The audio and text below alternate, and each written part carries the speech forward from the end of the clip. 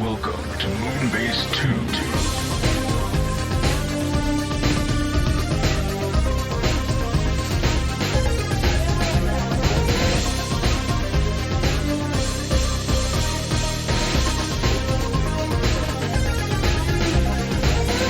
Hello, everybody, and welcome to another episode of the Moonbase 2 podcast. My name's Andy, Cobra Commander TFW, and I'm joined this week by the man who says good morning, motherfuckers, to his cup of tea. It's Mikey G. Wolfie 3. Hello, Mikey. That tea crossed me. What did it do? It knows what it did. Was it decaffeinated? It knows what it did. Is that a thing? Can tea be decaf? Oh yeah, that's very popular. My dad drinks decaf. Okay. I know that coffee can be, but I don't know about tea. As being a non-tea or coffee man. Maybe that's another reason why I find it so difficult to get up in the mornings, as we were talking about earlier before we started recording. I just hate the taste. Tastes like anus. Just like alcohol. Just tastes like anus. I don't get why people do it. I mean, I get why people do it, but I don't get why people do it, you know? Somewhere like Captain Janeway is screaming. Tea. Did she have tea Earl Grey, or did she have some other kind of? Oh no, drink? she had coffee. Oh, it was coffee, was it? I can't remember. But always coffee. It wasn't Rectigino, was it? No, it was full on. No, Cisco was Rectigino. Yeah, it was DS9 that was Rectigino. I couldn't remember if they had it on Voyager or not. Which is probably like Maxwell Gold or something, really. Ew. Is that new? Actually, I don't know. That's a lie. Why am I saying ew for things I have no idea about? It's all ew to me. But Mr. Mikey, we're here to talk about Transformers again this week. What a surprise. We never do that. We never do that. But we're going to... There's actually a few bits of news. It's primarily third party and then American news. And the American news is... America. Up and down, I would say. I was very generous when I put in the Rise of the Beast. Oh no, I think you have to, but like because I don't. I think there's almost nothing to cover going forward, so I think it's all work. Like I actually think there's quite a bit to unpack, more than I'd like, to be honest. We'll get to it. We're starting off though with Magic Square Toys. They've shown off the colored prototypes, though I'm not sure if we've talked about the uncolored prototypes or even talked about this before. They're doing the Brobdingnag. Is that right? Brobdingnag? Brobdingnag. I believe it's a Norwegian mythological figure. Brobdingnag. I think it was a troll or a giant. Oh, well, it's Ultra Magnus now. I remember this. It's from Gulliver Travels. Oh. It's the Land of the Giants in Gulliver Travels. Well, that makes, I guess, a bit more sense. Giants, Ultra Magnus, he's a big boy. I guess that makes sense in some kind of stretched out way for it. Long way of making sense. I mean, third party names for things, you know. It's not one of the most egregious names we've ever seen. I think I could easily happily say that. Unsurprisingly, it is their legend scale, in quotations, more of a deluxe scale, let's be honest, of their G1 Ultra Magnus. Once again, not a big shocker. Yep. Excuse me, compared to their more blocky design, because this is MS-B31.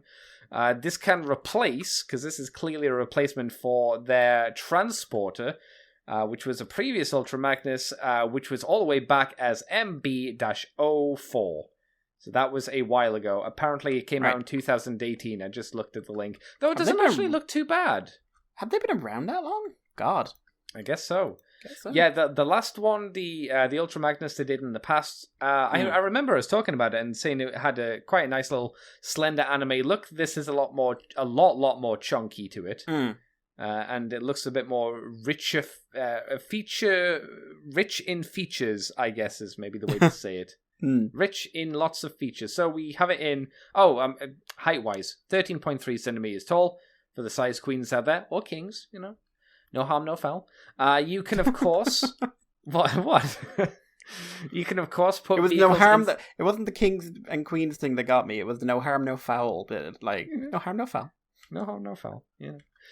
You can, of course, put vehicles into his... I don't think anyone could say Ultra Magnus's trailer mode was good, right? In ever? No one could ever say that, right? Well, no, it's a pair of arms and legs pretending that they're a stack. Like, if I was being generous, the closest thing it would look like is one of those really dodgy vehicles that transports very expensive new cars to places. And they always look like they're about to slide off. That's as close to the real thing. I've been stuck behind those in traffic, and it's just like, no! I don't know what's worse. Is it better to be stuck behind them in traffic, or is it better to be stuck behind them in like a 60 mile where they're going 60 and you're having to go a little bit slower because you can't get into another lane, so you're perpetually stuck behind them at high speeds?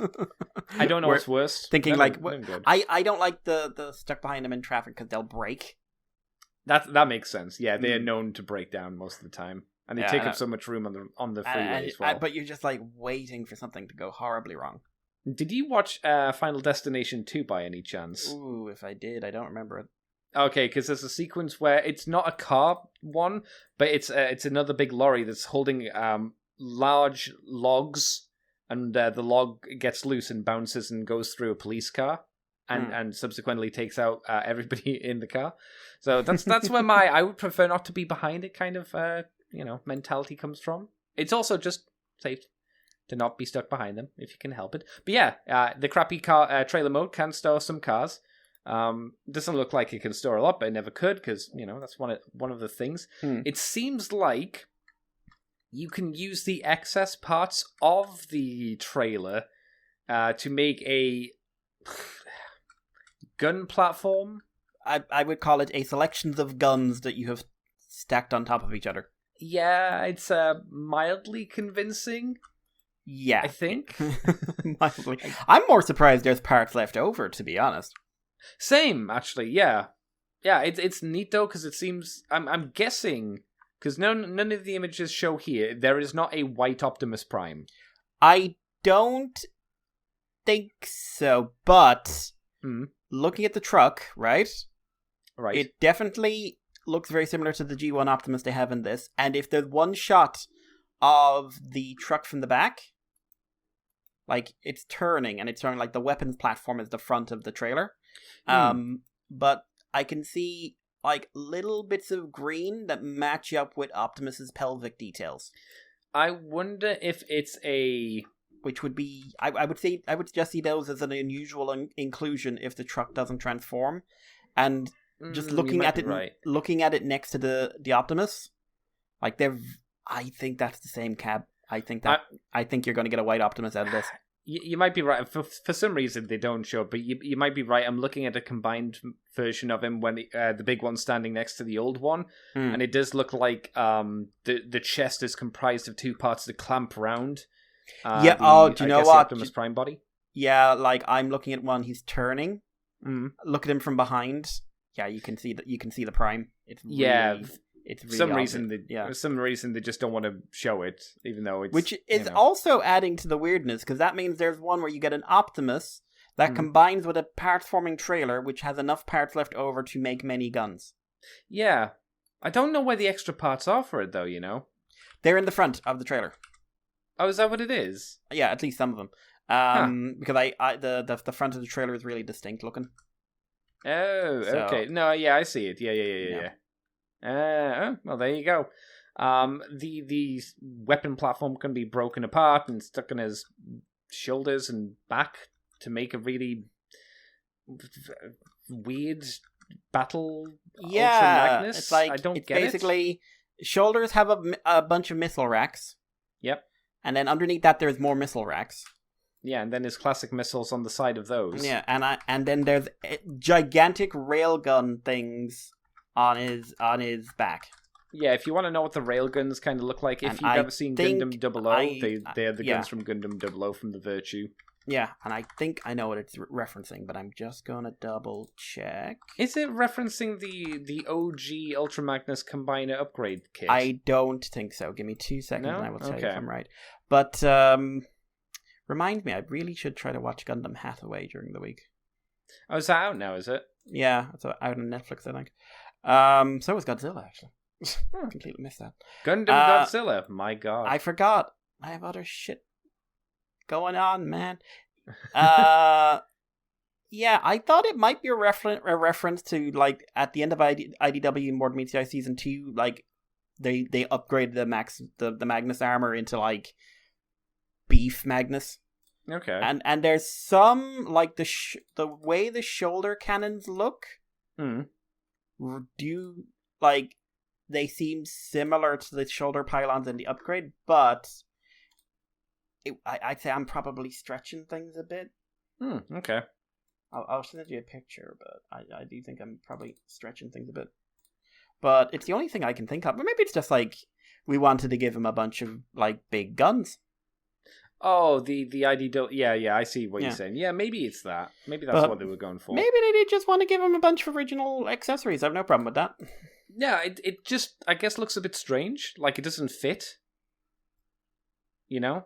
It's appreciated, I suppose. It's extra stuff, and it does something with, I guess, leftover girth that doesn't hamper the robot, seemingly, because it seems like it's fairly decent Ultra Magnus. Obviously, it has to combine around a Optimus Prime figure, as we talked about, so it's going to have a bit more chunk to it than the more streamlined version that they did before, where it was just Ultra Magnus and he didn't have any of the bells or the whistles. So if you really wanted a bigger, chunkier Ultra Magnus for your Magic Square set, I guess this might fulfill that. We don't have any idea on the price, and I don't see any info on how much it's going to cost or when it's going to come out or anything like that. Hang on, what's this? These parts would work well. Would work like armor for Magic Square Light of Justice, the B18, the white version variant, which was sold separately. I'm assuming that's Optimus. That is a Optimus. There was a white version. Apparently. Yeah, and like if these will work as armor. Hang on. Oh, hang on. Is this an upgrade kit? It doesn't say it is. At least it doesn't say it is here. Let's have a look. Do you know what? That would be very strange. I don't think they just sell the parts while advertising it as Ultra Magnus. Which will be sold, according to information, these parts would work like armor for blood, which would be sold separately. I think that wasn't the white one the Oh yeah, I'll send you because there's a video. I found a picture of it. I found a picture of the white one. Is it the one with red stripes on it as well? No, this is just white. Okay. Oh. I'm wondering if this is just an upgrade kit. If so, it doesn't say so. At least not in the reporting here. At the very least, an unusual thing to do, really, especially to release an upgrade kit for a figure, like more than half your line away.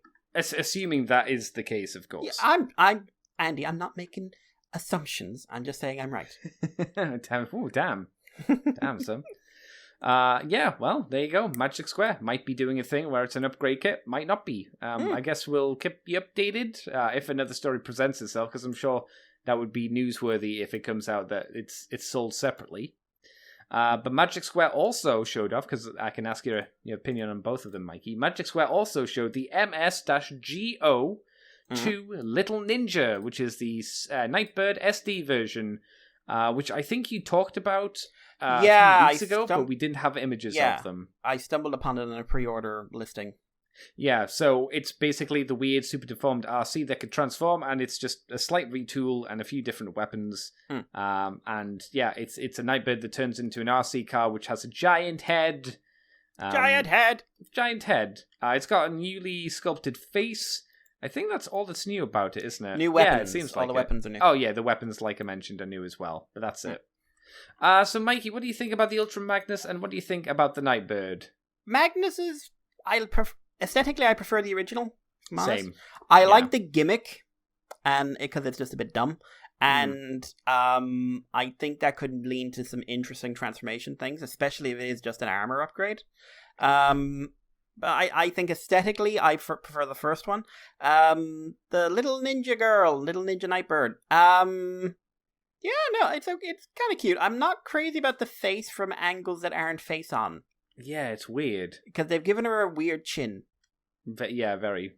So instead of having it slope round down, they give her a really forward-facing chin, which means from the side it kind of looks odd. Looks like a mouth from some angles. Yeah, it's weird.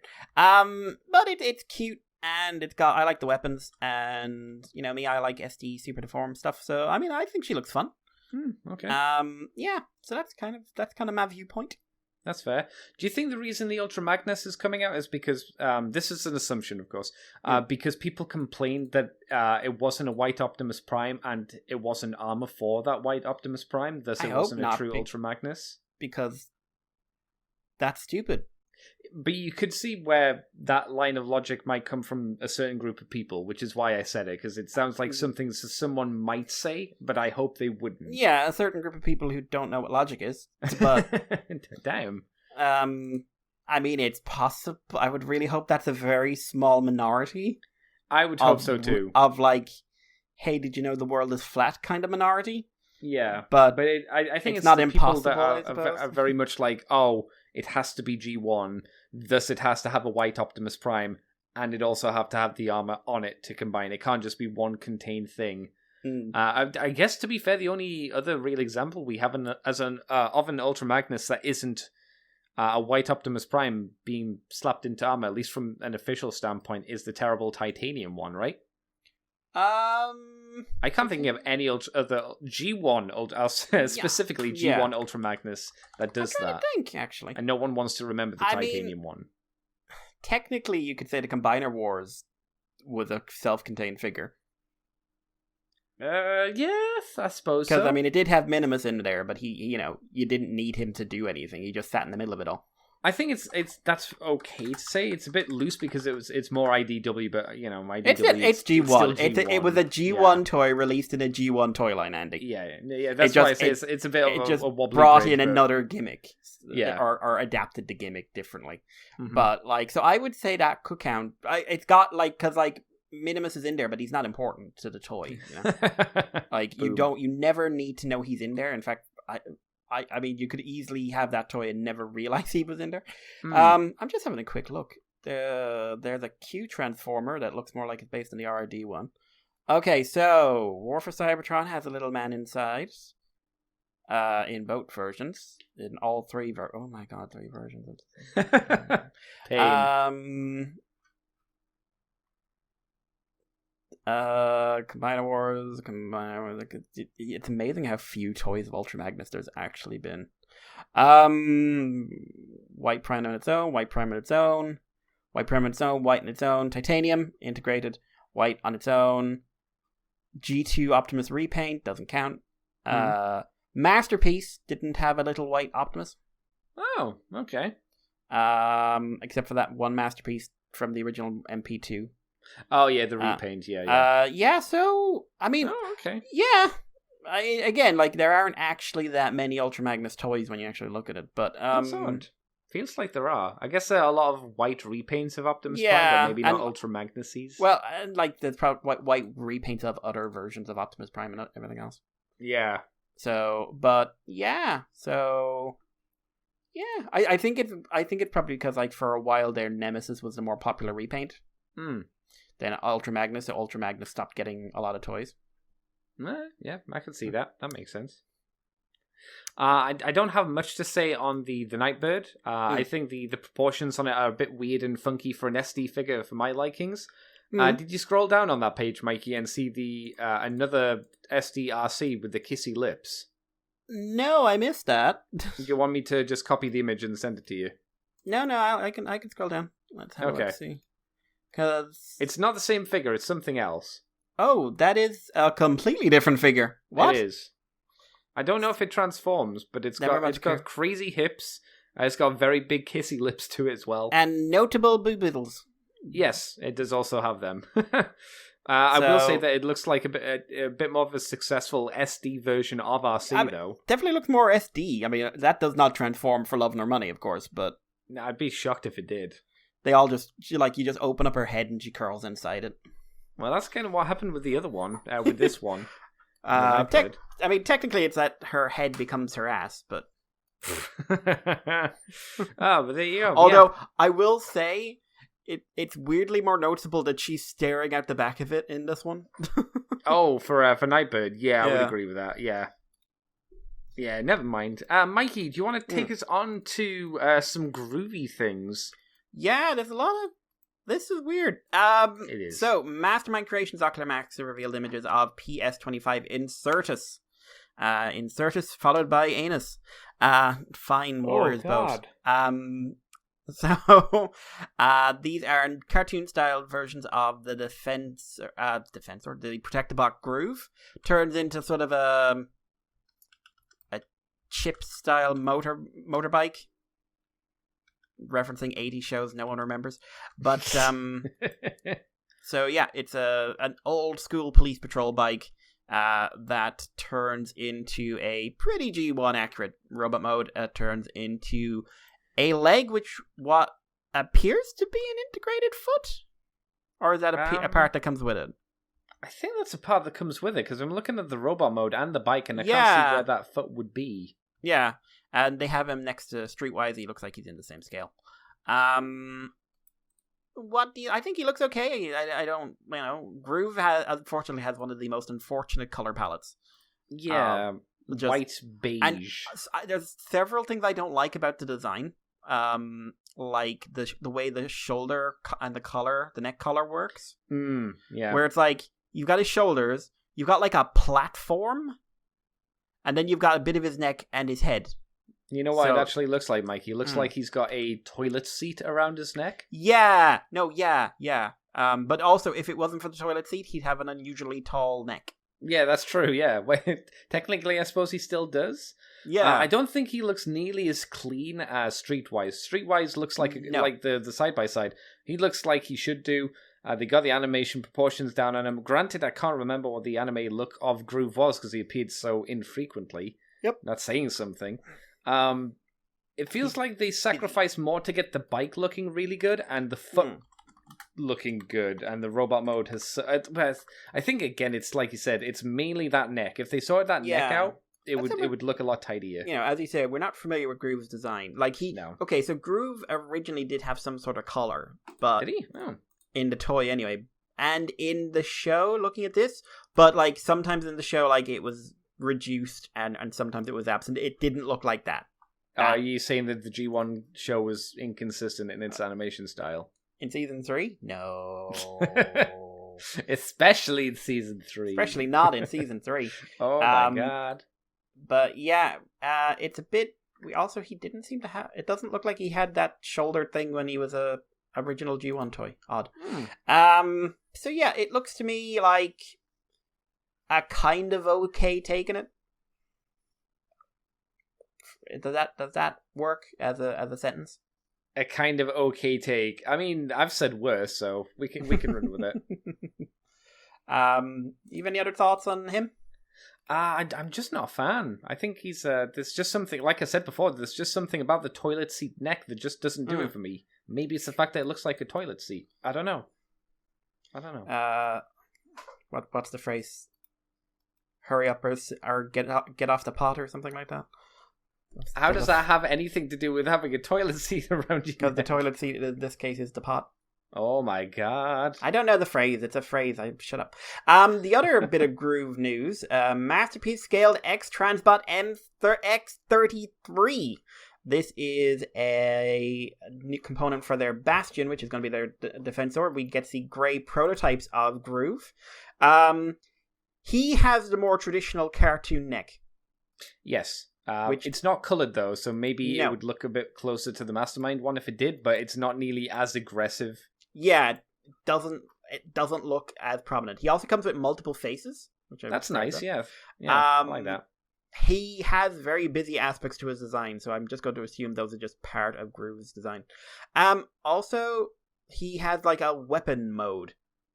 Yeah, which is not brilliant, but he just gets two little mortars up by his shoulders. Yeah, and you collapse in the backpack a bit. Yeah. His bike mode looks about as... Although I'd say the bike looks busier than Mastermind's one. Yeah, you mean with extra detail, or do you just mean with stuff? With just a bit of extra detail, but a lot more obvious panel lines. Yeah, I think you might be right. I think they sacrificed the bike mode, which is probably the thing they should sacrifice, to make the robot mode a little bit nicer. Which I might have hinted might be the better idea. Yeah, I think the robot mode does look better. Yeah. I don't think the bite looks that much worse, especially compared to the robot mode of the Mastermind creation, which I think looks noticeably worse. I think it'll look once it's in proper colors and everything else will look fine. Or it will exacerbate something that we didn't even conceive of, and this transport one will turn to shit. Who knows? These are the one or two options that are available. Nothing else. No other options exist. No others. No, exactly. Black or white. I like him better. Yes, yeah, I would agree. But I'm not exactly... It's Groove. It's fucking Groove. Yeah, that's a problem. You know how you sell me on Groove, Mikey? Mm-hmm. You make him into a Bruce Campbell robot. Or do a lot of Evil Dead references on him. And give him a double barrel shotgun. Boom. That's how you make me care about Groove. And I'd be like, oh, okay. You've got me, baby. Give him the giant chin. Oh, that'd be fun. And there's nothing wrong with Bruce Campbell references. No, he's a wonderful man. Yeah. He's Bruce Campbell. Who doesn't I like also Bruce remember Campbell? him as not MODOK in Megas XLR. Oh, yeah. Yeah. He was fun in that. Unsurprisingly. I mean, Megas XLR was just a good show as well, to be fair. And which, of course, was cancelled. Yes, of course. Cancelled and then shot in the head in Megas' case. Yes, it was uber cancelled. Yeah, I mean, Cartoon Network. Yeah. And also, if you don't know who Bruce Campbell was, every Spider-Man movie in the early 2000s, he's just there. He's just there in everyone. He's a random character. The only one I really remember of his cameos was when he was at the theater. And in Peter's 2? trying to buy tickets. I think it was 2. And just like, nope. Yeah, I think because he was on screen more than like 30 seconds. I think in the other ones he was really brief. Yeah, it's like walk on, walk off. Then again, I think everyone wanted to walk on, walk off of Spider-Man 3. Whoa. That movie's bad. Controversial opinions. Spider-Man 3 is a toilet fest. Oh my god. I would still watch it over the Amazing Spider-Man movies. Though. I wouldn't. I would watch Amazing Spider-Man 1 first. Because at least Peter told a joke. I haven't seen 2 in a long time. I don't want to see it again. But I would watch 1 over, like, Spider-Man 3 any day. I would watch Spider-Man 3 because I can laugh at the really bad things in it. I can't. I cringe. I cringe too much. It's not funny. I remember a lot of The Amazing Spider-Man to just be aggressively dull. Oh, no. So I love that Spider-Man 3 happened because they made him use Venom. Yeah, I know. But then he wanted to do like a weird redemption arc for Sandman. I think that the idea of Sandman having a daughter, like, that's interesting because it actually does something with Sandman, but it's just that plus Venom Evil plus Goblin. Green Goblin. It's like, oh my god, stop. God, the worst Goblin. Yeah, it's so badly. I think we can all agree William Dafoe is the best Green Goblin. I don't even like Willem Dafoe, and I think he was. Whoa! Wait, what do you mean you don't like Willem Dafoe? I don't like Willem Dafoe. Why don't you like him? Does he scare you visually because he looks like a nightmare? If so, I understand. I wouldn't blame you for that if you're talking about him as a person. Whoa! I'm just saying. All right. I'm going to say it for the reason you probably love him. Okay. He is a painful overactor. Yeah, I love it. So if you're trying to watch, like, it works in the Green Goblin because he's playing the Green fucking Goblin. If you watch him in anything else, he somehow made Aquaman dumber. No, because he didn't. His line delivery was so bad. He didn't make that film dumber. That film was already dumb. And then he was in Death Note, which he wasn't very good in either. I didn't watch Death Note because I knew better. Yeah, and I also don't like Death Note. I've never seen a William Dafoe movie, like even his dramas, that I don't feel I'm watching a man eat the camera. He's not chewing the scenery. He's like gumming the camera and giving a bad performance, but which is so over the top, everyone's convinced it's artistic. Oh, I don't think he's artistic. I just really like him because he's over the top. You know what they should have done with Willem Dafoe, which I think was silly that they Put never him in did. Star Trek and then make him William Shatner. I mean, that would have been funny, but I was thinking like an actual thing. Like, you could have made him Freddy Krueger, right? He could have been a replacement to Robert Englund because you don't even... I'm sorry, Willem Dafoe. I know you're a big fan of the Moonbase podcast. But he wouldn't even need the makeup. He could just haunt people with his horrible wooden face with all of the seams in it. He's like a tree. Count the wrinkles on Willem Dafoe's face. Yeah, like, the thing about him as the Green Goblin, he's the only Green Goblin in history who didn't need a mask. Yeah, I know, it's great. It's so because silly. his face looked like the Green Goblin's mask, and that's not a dig at his face. It's perfectly fine. Just how he emotes. No, the worst thing about that Green Goblin was the awful suit design they gave him. Oh, it was so bad, and the CG at times. But it was 2001. Yeah, did you must have seen the original concept for the Green Goblin outfit, right? No, I didn't actually. You haven't seen it's really good.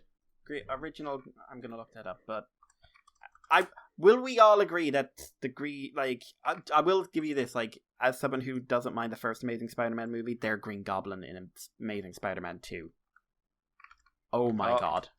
Oh boy. Oh my actual god. I mean, everything about those Amazing Spider-Man films is... Spider-Man, I will give you Amazing Spider-Man 2 is a complete disaster fest. Yeah. Where they're like, let's make the Rhino a comedy villain in a big mech suit. Yeah.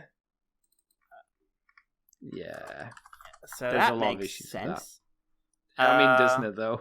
That kind of works. They've got more of the hat look. Yeah, I don't think it's perfect. I think they'd still need to tweak bits here and there, but it still looks very like the Green Goblin. Of its time, shall we say. Oh, yeah, I mean, it's a Sam Raimi looks a bit like a film as xenomorph well, so. in some shots. It does look like Willem Dafoe, though, as well, so yeah, not a huge stretch. Okay, one of these outfits, I've just got seeing a list of concept art now. One of these is basically just Scorpion. Yeah, pretty much. That's ridiculous. Shall I move us on, Mr. Mikey? Let's do. We talk about the Wu, who is fiendish in all ways and also a doctor. That's right, it's fiendish Dr. Wu. They're doing the DW-P34R double pole. Are there poles involved in this? No. What are they, though? These are swords for Earthrise/Kingdom. Just say Earthrise, for fuck's sake. RC. So, hey, did you think your RC needed more sword? Dr. Wu certainly did. I love the idea, but a tad lukewarm in the execution because they look like they're scaled for someone else. Yeah, specifically the handles. Yeah, like, they look... If you sold one of these and you sold it as like Muramasa for Sephiroth, yeah, that would be appropriate. That would make sense. Yeah. My biggest, it's not an issue, but my biggest thing with this is, I think you're right. I think if we had one sword and one sheath, because of the size of that would have been cool. And personally, I would have liked a different face. I think if you made a set and you gave her an IDW face or just a fucking crazy face, give her a mask. Give her like a traditional like an Oni mask or something like that. Like that. Because she's a samurai. Like give her the like the one with the Oni horns and like the very specific like fanged scowl thing. I like the idea of that, but that would take away from it looking visually like RC. But I do like. I could live with that. I think that would be a nice accessory. But I think giving her like a new expression of like I'm gonna fucking tear your balls. Give her the Glasgow grin from the early IDW or something. Exactly. I think doing that and giving her the appropriate sword, I think that would be quite neat. But I don't think we really do head updates for toys anymore. If you do, maybe that's only shapeways. They're not as big a thing. Also, I never realized how ridiculous this figure's feet are. Yeah, you needed that them. is a wee bit of overcompensation for the fear of her falling down, guys. No, I heard that it was a necessity as well. Oh, God. You could take off the fucking backpack if it's that bad. Oh, wait, you can. You can, yeah. And but then it would be a partsformer, so... It is a partsformer, Andy. No. You take off the backpack and stick it onto a robot and pretend it's a car. No. It's a terrible toy. I really hate it. The other RC that came out years ago is much, much, much better. Much better. I never got it. I was always one I was thinking about getting, but then the Kingdom one was £1 more expensive. I was like, oh no, I'm good. Given scale, these swords would probably actually work a bit better with the original generation's RC. Which you could give to Nightbird. That's true, you could. I think the handles would still be a little bit large because they look... I don't know why they do this with the RC figures. Give her those weird square hands rather than round ones. Weird. I've never understood that. We need to give her lady hands, and lady hands are square. Yeah, because they did that originally with the animated one, and they were notorious for having the thumbs snap off because of it. Did they do that with the Cyberverse one? I think they might have. Oh, I think they did. No, I'm almost positive they did because I think her gun in that was again for some reason a square, a rectangle. Yeah, she's got the open square hand. I don't get why. Again, women never make fists, Andy. No. I've never seen a woman punch a man. Whenever I see a lady, they always have a rectangular shape with their hand. They don't. They can never close their hand. Do you know what they did with the Cyberverse one? She's got the open hand, but they give her a round insert. But they still give, which also makes her look way more like she's trying to claw your eyes out. Yeah, so why not just give it just a round? So every time, I don't know why it started with animated, and they've never gone away from this. Actually, no, did they? I don't think they did it with the Prime RC. First edition, she couldn't hold things in her hands. She couldn't hold anything. I think she just had like the Prime one, the first edition one couldn't. I think the what's it called? The Red Prime could. I think that one had round holes. If I remember right, hers was the only like Rid toy that was like that people thought was better than the first edition. Yes, because it was less complex and it had a better figure to it. And it looked like her as well, if I remember. Yeah, okay, so in the original one, she has basically, like, claw hands. That's right, yeah, she has the open hands. I would say slapping hands. She still has open hands, but they're more like Cyberverses, but they're rounder, and there's a slot there to hold something. Yeah, they're more of a curve. They're more of a grippy hand still doesn't, rather than a... Just give her fists. Yeah. Let her punch something. I don't think... Especially that RC. Let that RC punch something. That was a decent figure. It needed more paint on it, and it could have been a bit tidier. But as well, Mikey, we got the best repaint out of her as well, which we were never able to get. Yeah. What was her name, Mikey? Her name is Flame War. That's right. She was a fun figure. Yep. Of a fantastic artist too. Character. Yeah. That you all pretend doesn't exist now because she was blue.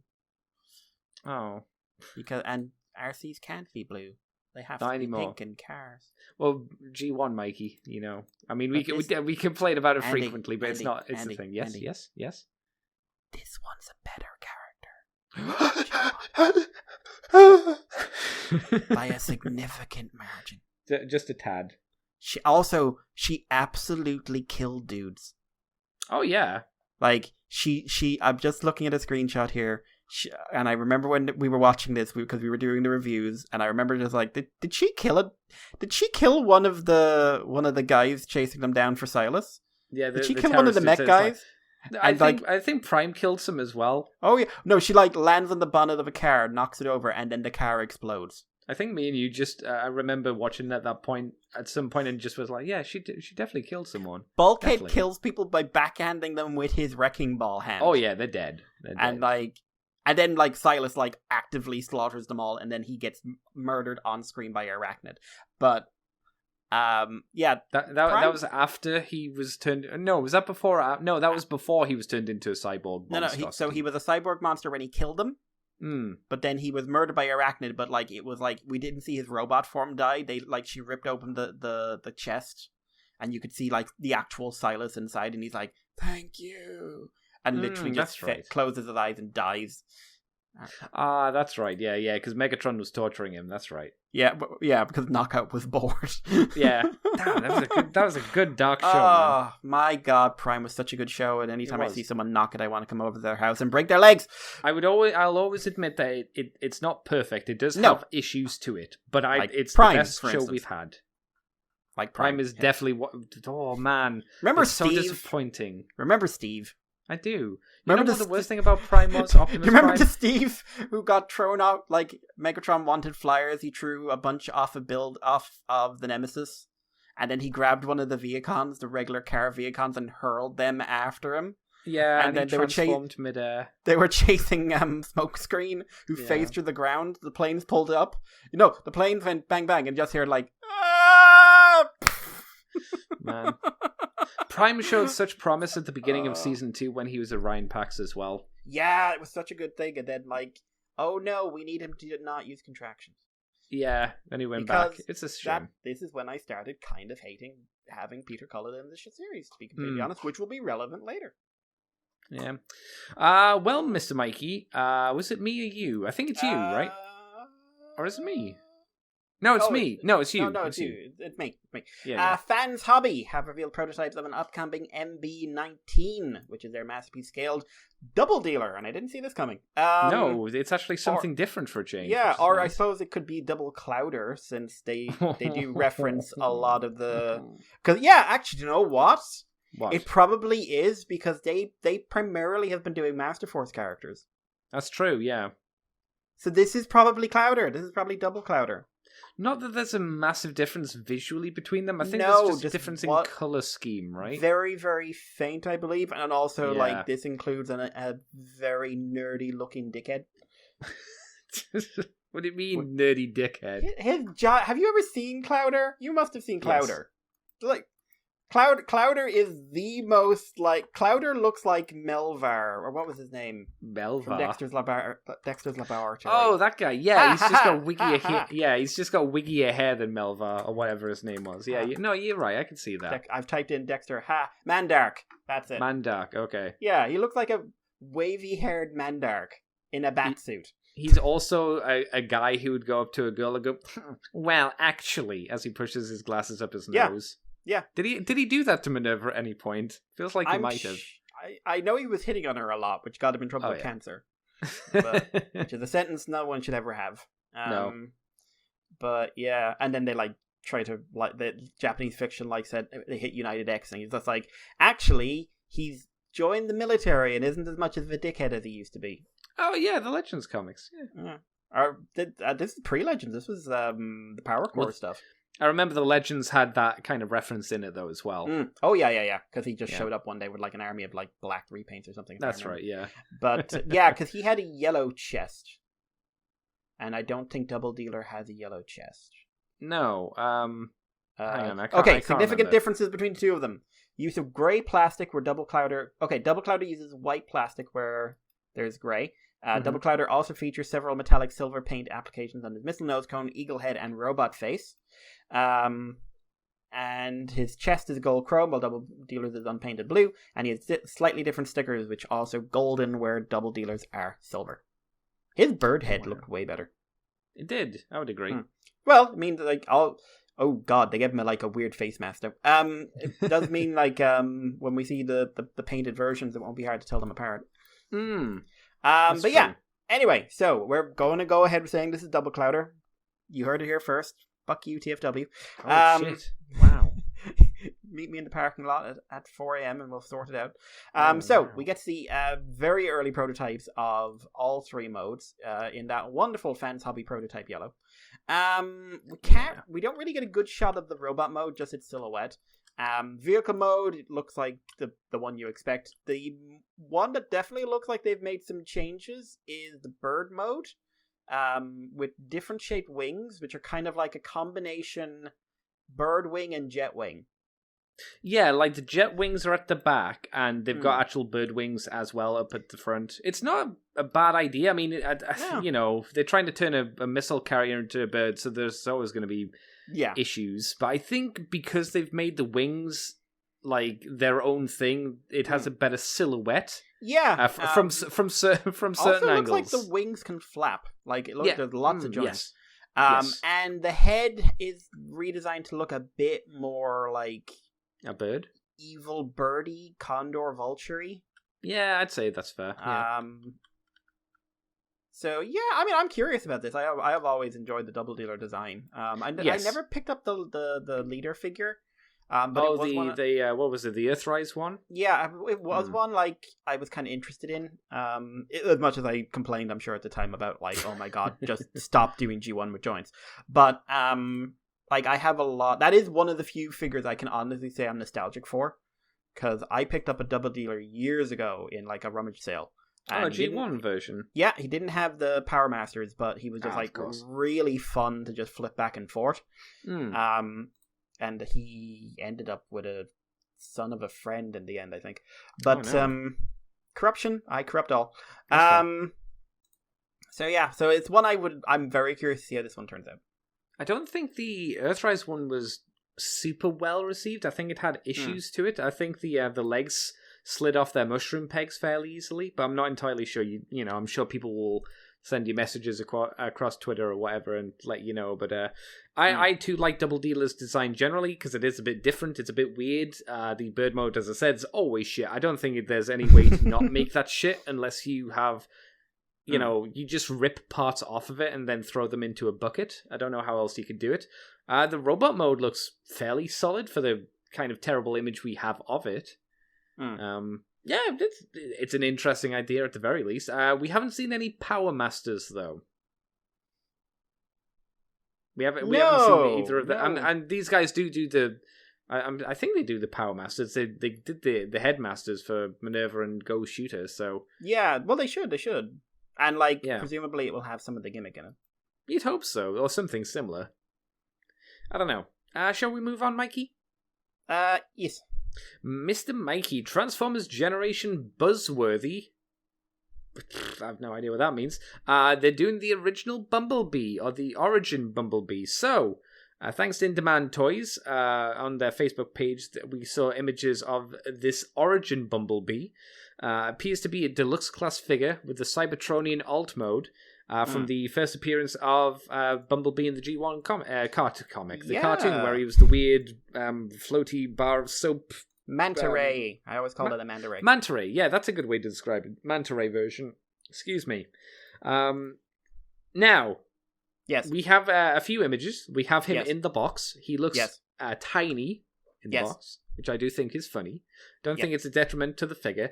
It looks like he ran into other people's boxes and is not coming out until you turn on his favorite cartoons. You know what? To me, it looks like when somebody gets an Optimus Prime figure and puts it in the new Galvatron box and goes, "This is Galvatron Toys R Us. Take back this figure. I'm not stealing." Also, the honeycomb thing. It looks like he's been kidnapped by bees.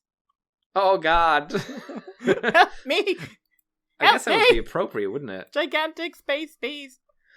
He comes with 2, 4, 5 of the Energon rod things. I don't know what they were actually. They were from the first episode and don't make sense as an accessory for Bumblebee, but would make sense as an accessory for Wheeljack because you could put them inside Wheeljack. That is a fair point. Bumblebee does hand them to Wheeljack though, so true. But I love how a lot of the first response that I saw to this was like, "This isn't the promised Wheeljack." Now, I was actually going to mention this. Kind of annoyed me, Mikey. This figure. Is it because you hate bumblebees in real life? I'm not a big fan of bees because I do have a fear of being stung to death after seeing a Killer Bee movie when I was 5. Have you burst into an apiary and started punching bees, screaming, "You'll never take me alive"? I actually thought you were going to say, "Have you ever burst into bees before?" I just inflate like a balloon and I explode into bees. Oh my God. No, the reason that this annoys me specifically is because... there's bees in Hollow Knight? Just letting you know. There's what? Bees in Hollow Knight. Oh, I thought you said HoloLive. I was like, who's a fucking bee in HoloLive? No, I think about other things, Andy. Hollow Knight. Don't fucking lie. Don't lie. No, the reason that this Bumblebee specifically annoys me is because it's a prime example of what the Siege line fucking should have been instead of the half-assed piece of crap that it was as a toy line. And I'm sorry if you like the Siege toys, but they are very safe, very boring designs. Prime is a truck. He's not a space truck.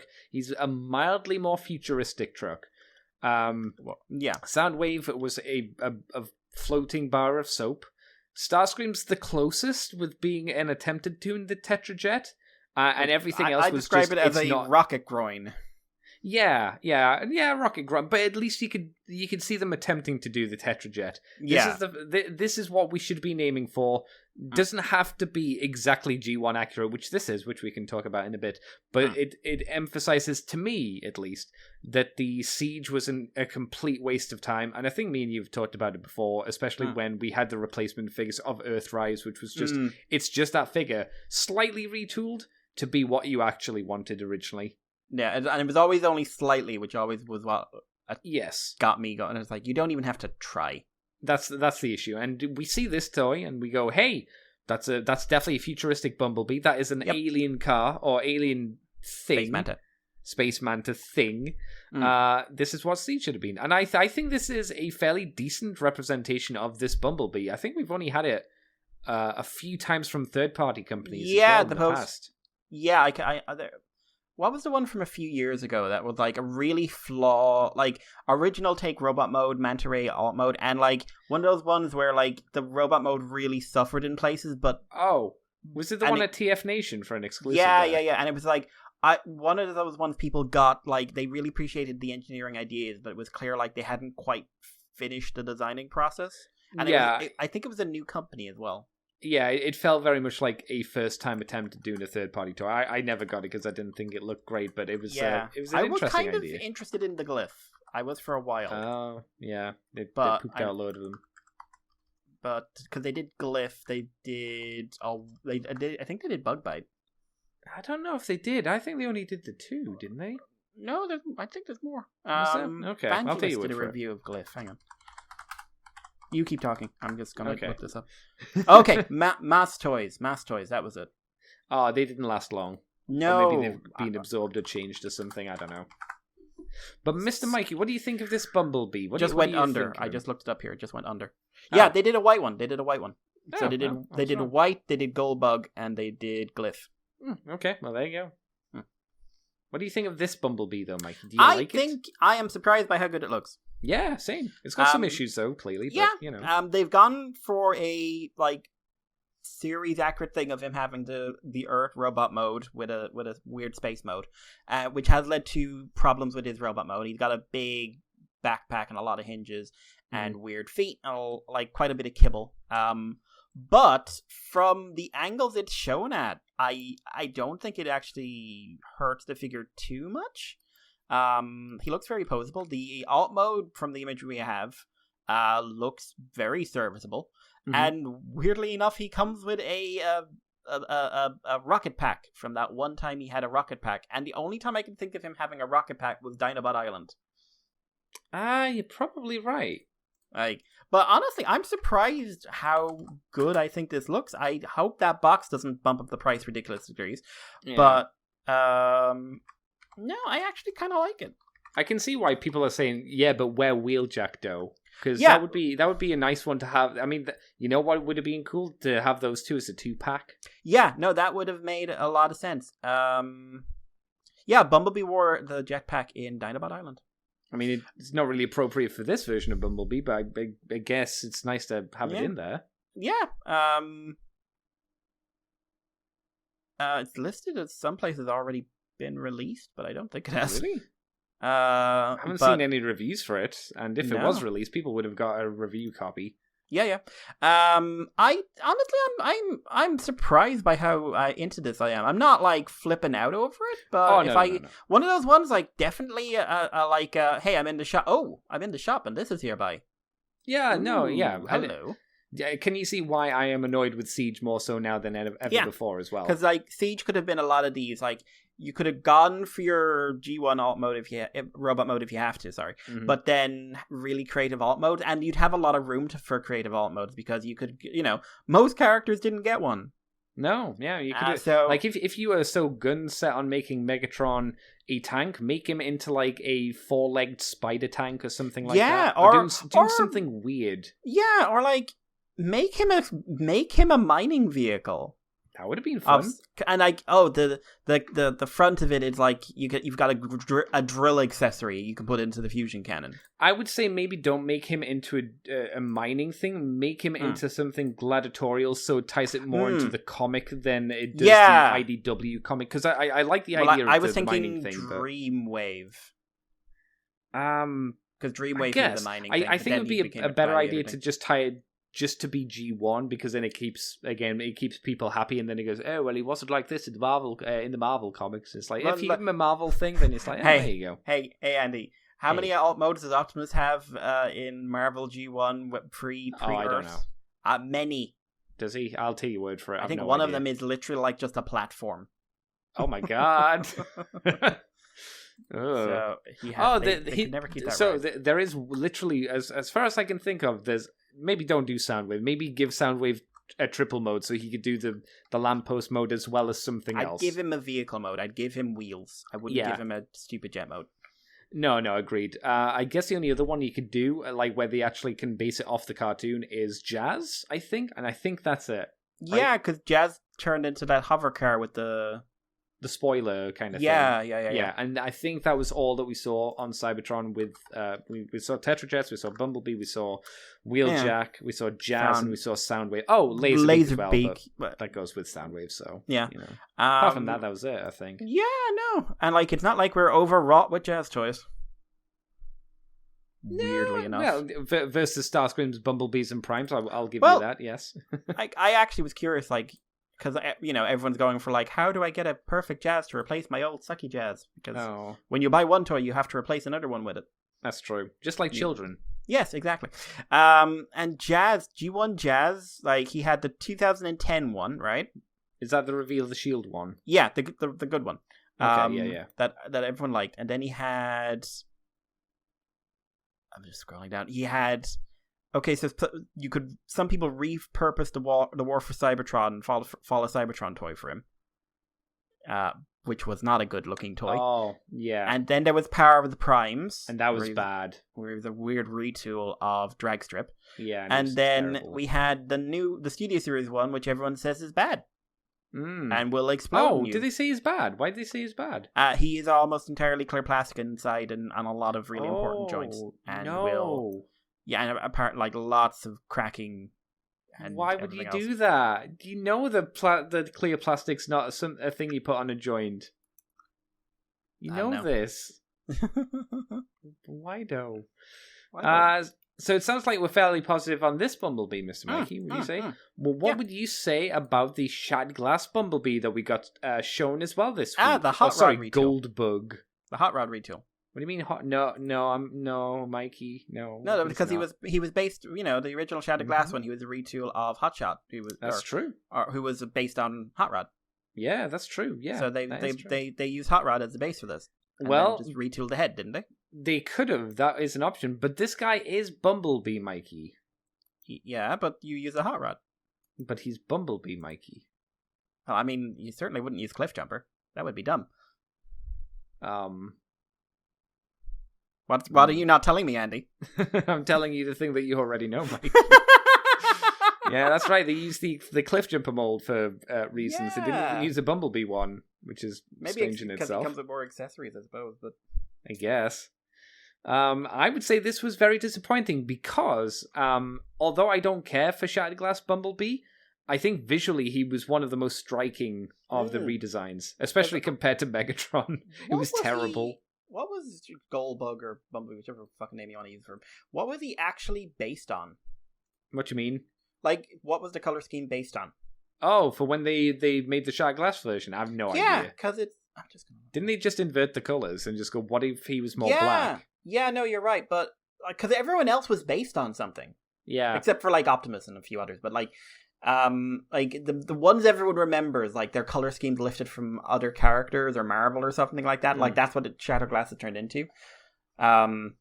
This was, like, an interesting, like, a very interesting color breakdown as well. Like, he kind of looks like, those evil-looking Bumblebee toys from a few years back, the Demon Fire ones and stuff like that. Yeah, I can't remember what came first, if it was the Demon Fire ones that came first from the movie line. This guy came first because it was 2008. Oh, well, then maybe Hasbro got the ideas from them. But I love that. Like, it worked really well on that Exilion toy from Galaxy Force because there was so much, like, detailed parts on it that they were able to slap different colors into different areas and, like you say, make a really poppy, interesting figure. This, however, is certainly not that. No, and it doesn't even fully follow the color scheme because his thighs and shins are completely black while the Exilion had the yellow thighs again, which was a really good breakup between the legs. Yep. So his legs just kind of color-wise just run into his chest. It's like black shins, black thighs, and then up to the black groin, and then black chest. There's barely any yellow on him at all. It's really disappointing. Yeah, it's a shame because I think the vehicle mode looks a lot better. Yes, agreed. I think because it has that gold breaking up the black. Yeah. The robot mode just looks like a black robot with a few highlights, which is just not as interesting. Like I would have done, like if they were going to go down that route, it's not the way to do it, but I would have done the clear plastic in yellow or gold or something. Just because at least then you could say like, okay, we don't want to add tampos or anything, but we've got this part, we color it this way, it works in either mode. You know what's also annoying though, because you made a joke of it earlier using the hot rod mold from Studio Series. I saw some digibashes, and I'm assuming you did as well. That's no, I haven't seen the digibashes. I actually saw some digibashes of it first, and it looked really good. Ugh. It looked really good. I wish I could find it for you, Mikey, but hey, find anything on Twitter. Good luck with that.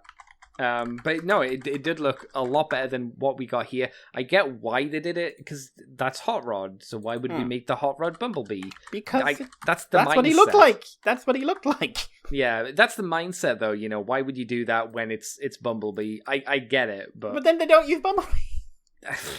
That's why I don't understand. I don't know why they didn't use the Bumblebee mold, apart from maybe to make him look more evil by being more angular. Fuck you, cliff jumper, I suppose. Right? I don't know why else you'd do it, right? Yeah, it's weird. It's an odd choice. Yeah. And you don't have those blue wings sticking at the back as well, which I think broke him up. That's right, yeah.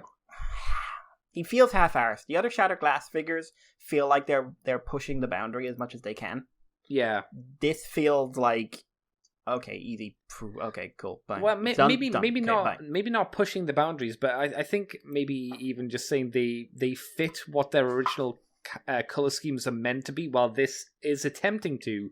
It just kind of falls on its face. Yeah, and Blur has a really good color breakup, and Megatron has new parts, and Starscream looks like that toy, but yeah, this is the one where I feel like it's just not there. Yeah. Are you still getting the Shattered Glass Megatron? I'm getting Rika. So yes, basically the word. So yes, I have a problem. I am getting Rika. She can go sit next to Nendroid Mika. Yay! Yeah, hello. Yeah, hello. Well, Mr. Mikey, since we're done complaining about Bumblebee, which is a shame, do you want to tell me about what I would consider a waste of money? We don't know if it's a waste of money yet. No. It's what they did for advertisement. Which I would say yes, was the advertising was bad. The advertising was bad. So, ladies and gentlemen, life finds a way. Oh my god! Yeah, that's what the man said. That's what the man said as he was standing there judging everyone with his shirt half open. Just like, hey, life finds a way. Why are you leaning like that? Because I lean everywhere. Because if I don't, I'll try to have sex with the dinosaurs. Why? Because they're all female. And life finds a way. How do you think they started breeding here? I've been here for several months. But yeah, so we had a promo for the official Jurassic Park X Transformers crossover. The basic promo is rainy day, bad CG, T-Rex foot stomping on the ground. It stomps on an Autobot logo with an X behind it, and that slowly morphs into a big crossovers collaborative symbol, which is now Jurassic Park X Transformers. Yes. Why was this made? Why was this advert made? Because the toys aren't ready.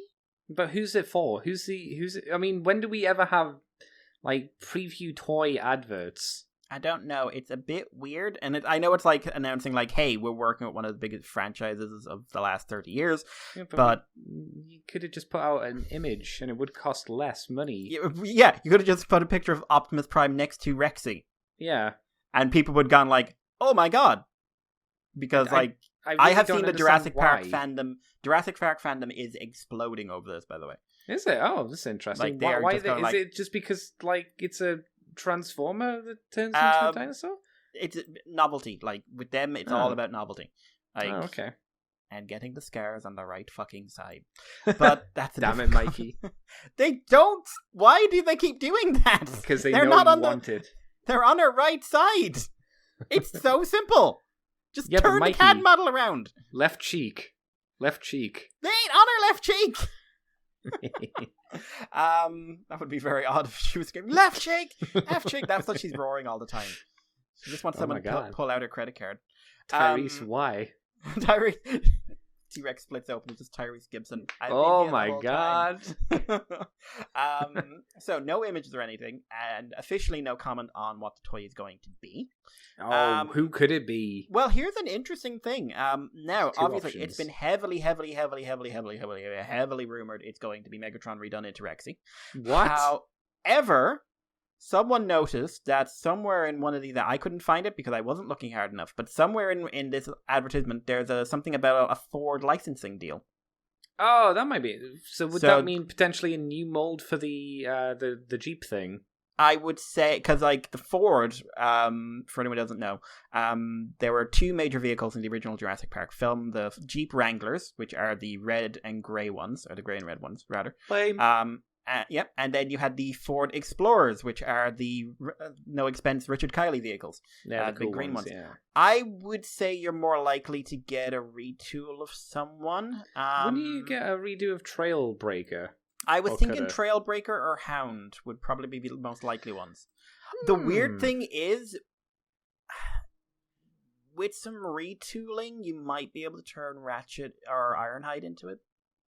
Yeah, I don't know why they wouldn't use Trailbreaker though. He would make sense to me. He's the right shape. he would be less needing to have work done to him. Yeah, rather than I mean, you basically just like give him you round off a few of his edges and everything else, and you give him a rounder bed. Yeah, pretty much. But yeah, so I mean, so we could be getting a leader class toy or deluxe figure out of this one way or the other. Maybe I'm a 2-pack? sure That'd be interesting. That would be interesting because, it's interesting because we haven't heard any rumors of a vehicle, but the Rex was rumored for 6 months now. I think that might have been. I remember you did start talking about it at one point, but I can't remember when. But you've been saying this for ages now. I think you started saying it as soon as you saw Megatron, or not that long afterwards. Yeah, because Megatron's so clearly designed after the Jurassic Park T-Rex. Yeah. Some people have been saying they want blue out of Dinobot, and I was just saying that wouldn't be a bad idea, but I would be surprised because they could do it. But those are your two options really. If you want dinosaurs. Yeah, it's we're going to do the Indominus. Oh, that would need. You could maybe do that out of him, but you need to remold his head at the very... no, you couldn't remold the head, could you? Nope. Or at least you'd have to remold a lot of head. That's an entirely new. It's nuts how much you'd have to change. But I don't know. I'm curious. I'm honestly curious because if this is the vehicle over this, the amount of retooling that was on Giga Power and the Expanse guy. That's true. They did actually put some work into them. Yeah, they did a fair amount. So. It could be very interesting. I would have fun with the T-Rex, but if they did the vehicle, I love the Ford Explorer. I think it's really fun. So I think it would be really interesting to see how they pull that off in robot mode to make it distinct. Do you think they'd do anything really dumb and over the top like they did for the X-Men thing? Because that wasn't based on anything, was it? No. Well, it's so. Or do you think the reason they didn't do that was because they didn't have to pay a licensing fee for it? Because that might be a reason why they could have gone for all out on that one. I wouldn't be surprised by that because, and if anyone doesn't know, Mattel is the license holder for Jurassic Park. So licensing fees abound. So I'm curious. I'm curious to see how this turns out. Especially since this is, I believe, the first one of these where they do actually have that the license fee is a big deal. Because Mattel Jurassic Park was a Hasbro product there until 2017, I want to say. When they mishandled it, didn't they? I think. Oh, horribly! The figures were atrocious. Yeah. And Mattel took it over. Mattel had a completely different design ethos and everything else, and their figures have taken off like wildfire. They're doing really well. To the point where they're the first Jurassic Park line in years to have an ongoing toy line with no movies or no media. That's pretty impressive. In some ways, I'm not super surprised because it's hey, did you know that kids like dinosaurs? It's just a no shit Sherlock kind of scenario. It's like saying kids like robots. Yeah. But yeah, so a continuous toy line since 2018 when the first ones were revealed. So that's pretty, and with only Camp Cretaceous in the last year or so as for potential toy on-screen toys. Everything else has been original designs, and they've moved into the Legends line and the Amber line and everything else. Yeah. So I'm curious about this, but Would you rather have the Rex or the car? I mean, I think it'd be better to have the Rex. It makes more sense to have the Rex, I think.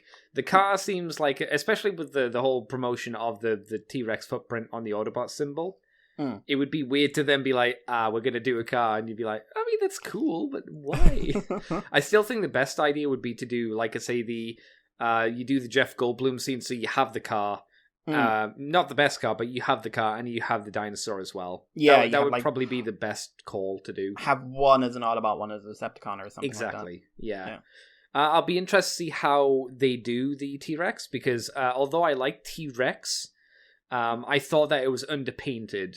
Like, there wasn't enough paint on it, especially in robot mode. It seemed lacking. It wasn't even the right color. We didn't mention it before, because the gray on that figure should have been a cream color.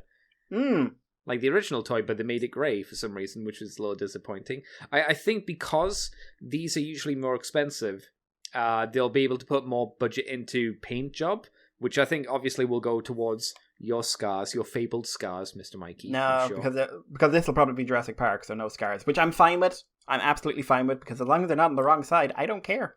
Here's the thing, though: do they do that, or do they just do Jurassic World? And they just go, it doesn't really matter. It's just a T-Rex. I could do it. They could have, but they're using the Jurassic Park logo, and for marketing reasons, they're actually technically different licensees. Because of it, again, like I mentioned, the higher price point, maybe they will do the fancy no expense spared, because I'm sure that takes a lot of paint to get that to look the way it does. Oh, yeah. And then if you just go, for, like you said, for the Jurassic Park 1 T-Rex, a bit of shading, try and get a skin effect. Don't brown with some stripes. Yeah, and then make the insides fancy. Maybe that's what'll happen. What about yourself? Yeah, originally I was more to T-Rex, but I think I would love to see how they'd pull off the robot mode for the Ford Explorer. Would you like new heads for them? Because we did get new absolutely. Heads for absolutely. All of them? Yeah, like I would absolutely want new tooling and new head sculpts. What would you want Megatron's head to be? That I'm not so sure of, because I'd honestly redo it into like just a female sculpt. That'd be cool, yeah. Like base it off of Mega Empress. Yes, I was going to say like Megatronia, but like Lady Dinosaur Megatronia. Yeah! That'd be great. Man. Then we get a weird grey repaint down the line. You know why that's good, Mikey? Because that would fuel Sakamoto to do something really fun. Oh, no! Yes. Oh, the weird, sexy T-Rex art. Yes. And just think of how he'd stitch it together, the timelines. How would it work? That's something which Nick, I think, because Nick nearly had kittens over this, and then started going like, "Hey, if you're doing a comic, I'm here." But most of these crossovers, except I think the X-Men one, have had comic books. They've had something, yeah. So they've had fiction. I'm curious. They might be able to pull something off. Yeah. I'm sure there's a way of doing it. Like you probably work in the Dinobots or something into it. I mean, just read the fucking Star Trek one. It doesn't really fucking matter. You just throw any old shit together. Yeah. Let's be fair. But yeah, so I'm curious at least. Yeah, same. Yeah. I mean, like I say, it's not a huge shock, but I look forward to eventually seeing something of girth and value, I guess, when it comes out. Shall I take us on, Mikey? Yes. Yeah, we got a press release and logo for Transformers Rise of the Beasts, which is the new movie coming up. Apparently, the film drops 1 year from today. That was the 24th, which is, I would say, concerning. Very concerning. And filming has not started. Which is, again, concerning. Which is why I would reference Chris's Evangelist's video or live stream he did on it. Yes, very summed detailed. Up everything that was worth talking about, which was just, it could be good, it could be bad. That's this entire story. Yeah, followed by the hit the podcast they did, which was basically, "Hey, Lorenzo. Oh, you've been back 5 seconds." Okay. It seems like you know a bit more about this than I do.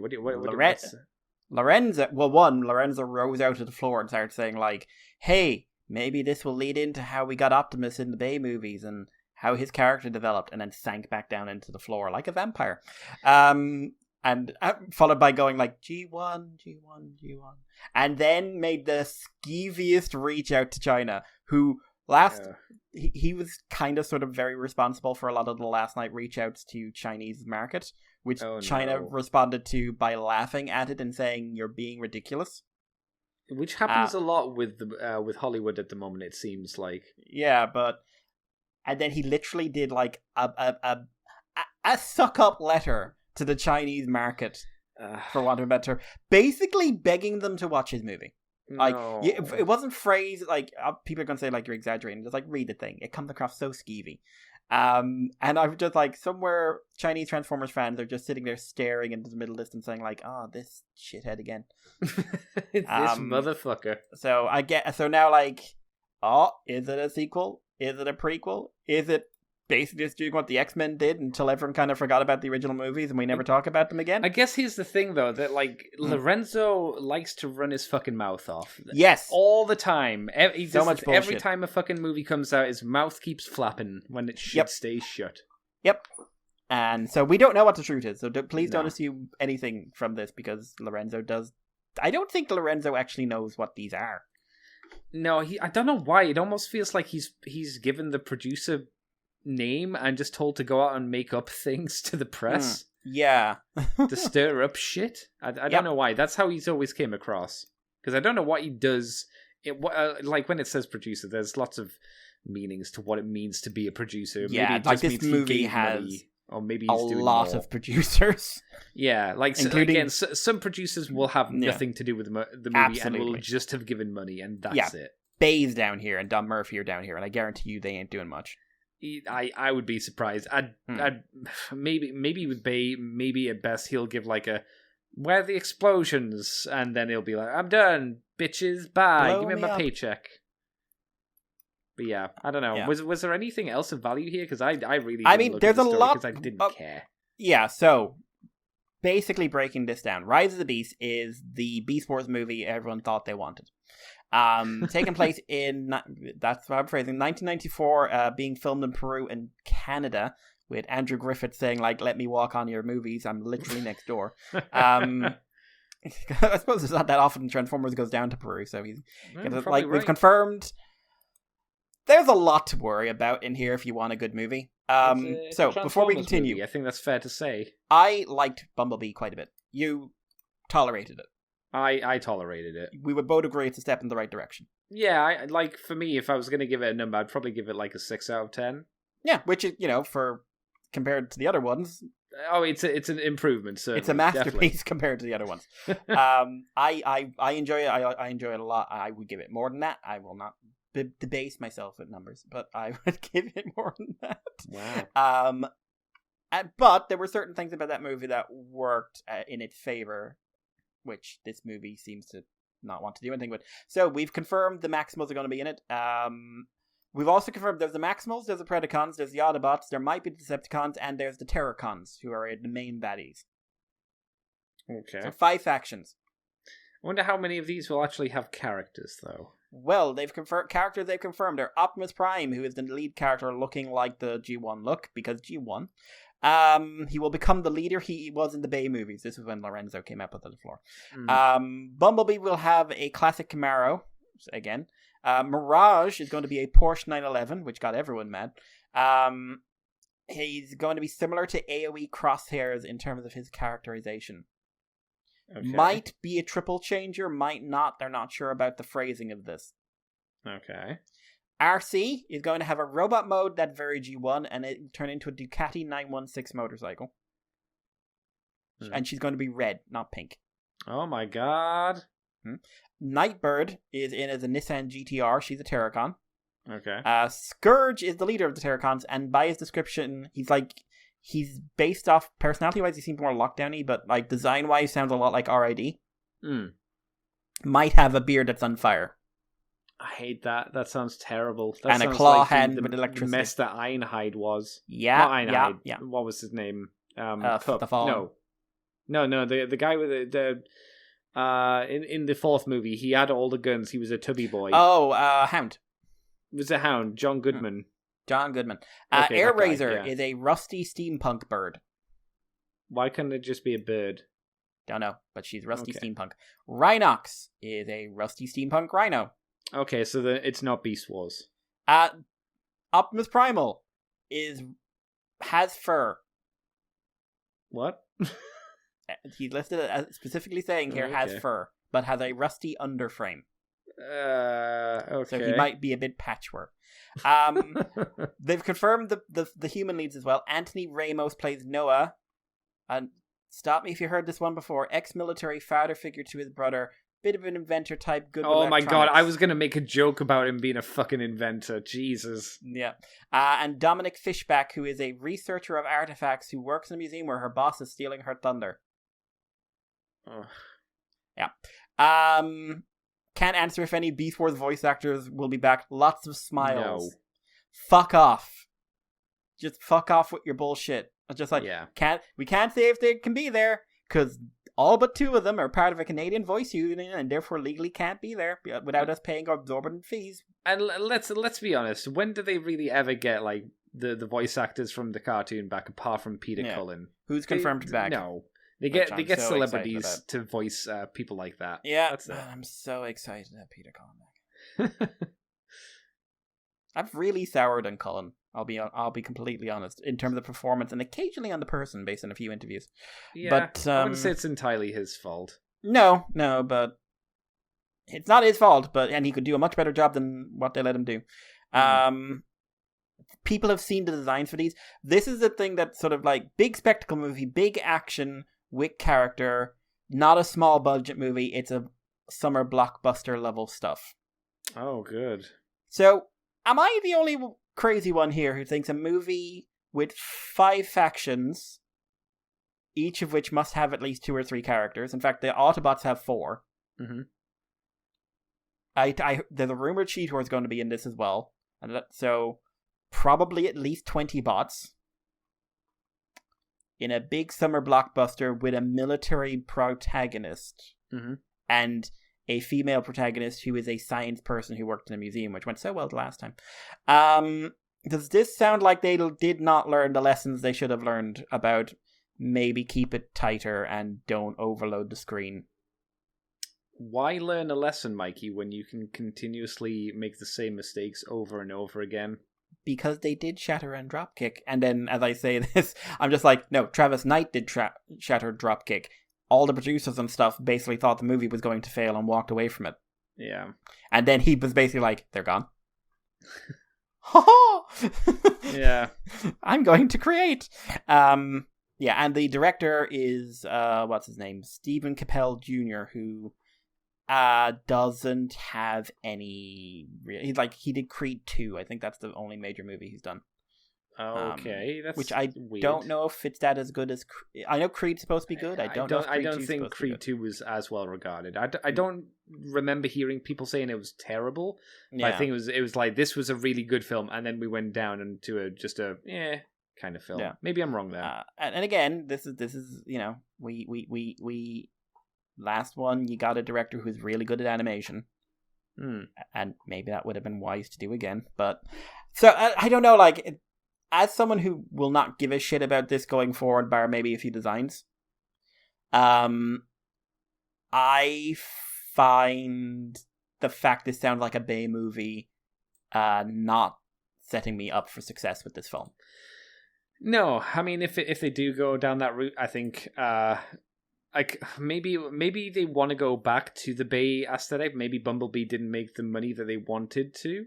Maybe they think if they go back to again, this is all assumption because no one fucking knows at the moment. If they go back to the Bay aesthetic, they'll get those fat numbers that they did back in 2007, 2008.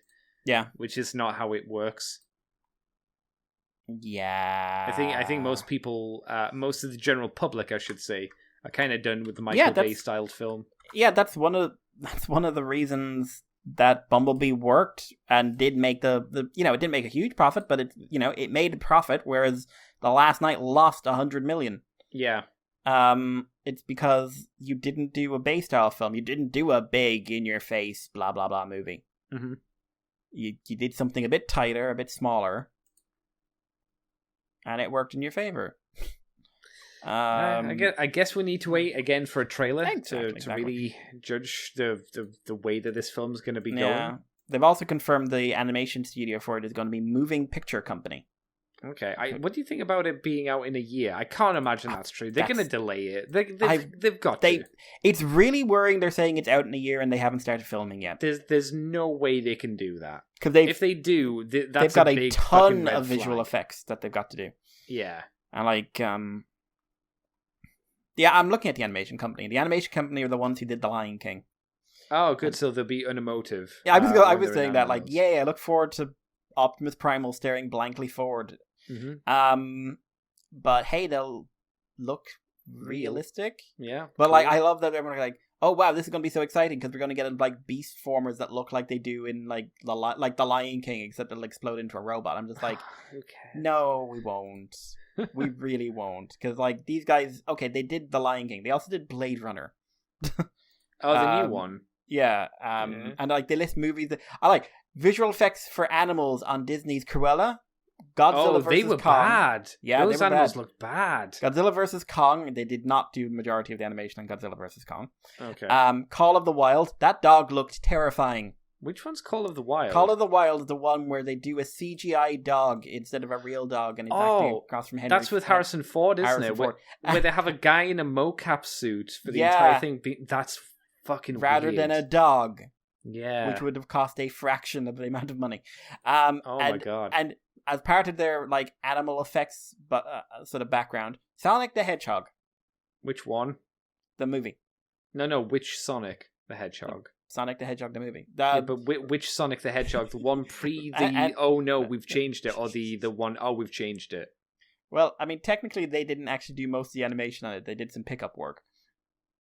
Okay. They didn't actually design anything. Okay.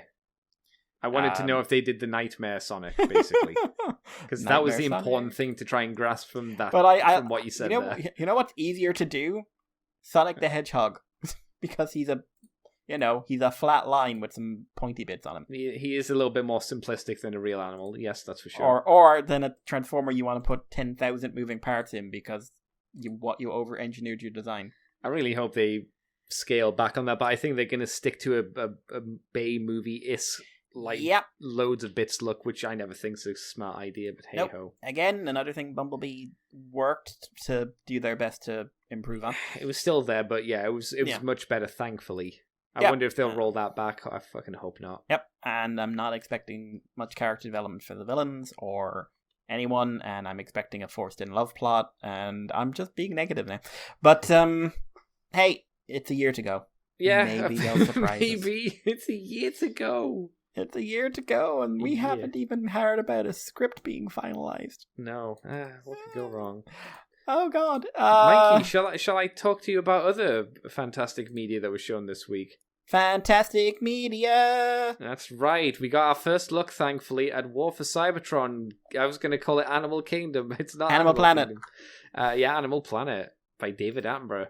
It's Kingdom. We got some animation bits. There was a video. There was clips from, I guess, a trailer that went up, but we don't have an official trailer. It was part of a Netflix coming soon trailer, so there was lots of Netflix properties in it. That's what it was. Okay, and we also got some rumours about new characters, background info, plot, and more.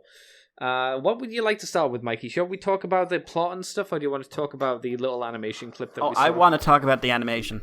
Okay, there wasn't a huge amount of it because, like you say, I guess it was part of the compilation thing. Apparently, because I did actually see this on the internet, people complained about Primal's voice acting, which I thought was hilarious because they clearly forgot about the rest of the two previous seasons. I don't want to complain about the voice actor because I'm sure that he's doing his absolute best to deal with terrible voice direction because that is the main problem the show has. Yeah, but it was when he said future. Yeah, didn't he say something like "We are your future" or something? We are from your future, but he goes, "We are from your future." Oh, right, yeah. We are from your future, and I'm just like, what was with that line reading, sir? Why? I don't know. There wasn't much clips. We did see Ultra Magnus, who's still not dead. Zombie version, I guess. Primal's eyes are terrifying without pupils. They are. We also see Megatron, or a Megatron, anyway. Yeah, we see his dinosaur mode at the very least. Going, no! I think he's yelling no. I think that's why that scene is in there. Probably. That would make sense. And yeah, it looks like a purple Jurassic Park T-Rex. Yeah, pretty much. So I guess they've nailed that. Yeah. In terms of the possible... Well, we'll talk about the possible heavy spoilers. So you have possible heavy spoilers?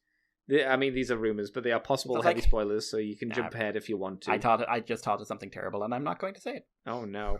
The movie's name was indeed originally Beast Alliance. Ooh, amazing. Ooh. Are we hang on, Andy, that's about the movie. Oh, is this the movie? Oh. Yeah. Oh, okay. Never mind. I thought this was about the Netflix show. No. Oh, we Beast don't need to talk was the about name that for the movie. No. There Good. are no rumors. No one cares. There's no rumors. Good. It's not too far then until we actually get the Kingdom show. I believe. Is it next month? It's either this month, at the end of this month, or next month. July, I think. Because I think it's coming around around the same time as He-Man. Yeah, you're probably right. Is there anything else then to talk about? Clearly, I was wrong. I thought there was more. Oops. I hadn't read the story. I saw Beast Wars and thought, oh, it must be about the show, right? Oh, it's not. Okay. Beasties. Beasties. I can't... This is fine? Yeah. I look forward to not enjoying it, basically. I really want to. Oh, yeah. I want to enjoy everything. Yeah, same. It's just life keeps making me not enjoy things that are bad. So, Mr. Mikey, I suppose we need to jump over to what we did this week. What did you get up to? What did you do for fun? Oh, son? not a ton this week. By literally not a ton. Stuff got in the way, basically. Oh, God, what did I do that we're talking about? Oh... Because most of the anime shows ended and I didn't get a chance to start the new ones yet. I'm trying to think. Oh, God. Because I can listen to it while I'm doing other stuff. I've been catching up on the Arcadum D&D sessions. Yes, I've been watching episode 2 today. Yeah, I'm up to date on Odikata's Curse. Mm-hmm. You're watching the other ones as well? Oh my God. Yeah. No, because that's so many hours. Like I said, I can just turn it on in the background. I'm not doing anything. Oh my God. God. I'm not paying attention to it, you know. Oh, wow. So I've been listening to... Today I was listening to The Scrolls of Notchek, which is a prologue one which leads into one of the other... the other main campaign that's going on. Okay. The Divine Wind, I think it's called. And I listened to a couple of other ones. The Scrolls of Notchek is actually really good. It's that kind of roleplay I enjoyed. The Odikata's Curse thing is too good, and I'm kind of annoyed because I'm actually into the story. Every now and again, though, Nyanas will say something, and I'll just sit there what? What did she say? Yeah. Really deep and profound, but it sounds deep and profound, but it means nothing. Yeah, you can shit whenever you want to. You can shit whenever you want to. Which I like as a character trait. I like the idea that, no, she's so wise. No, she's not. No. She's just mastered saying things in a vague tone. But I really like the ending to episode 2. Okay, really I haven't got up to there, so I couldn't say. But yeah, it's also the first one where they basically get a chance to go sort of we are going to go in the direction people are afraid we're going to go in, and it's fine because we're very funny and entertaining people. I liked how, I think you mentioned it last time, but when Vay starts, Arcadum goes away to do something, and they just start taking the piss out of people who are like, oh, I can't do sexual things. Kind of sex in my D&D. I haven't played D&D for 50 years. Which I was curious, and I saw that actually went down really well with his community, so cool. Most people got the joke. That's good.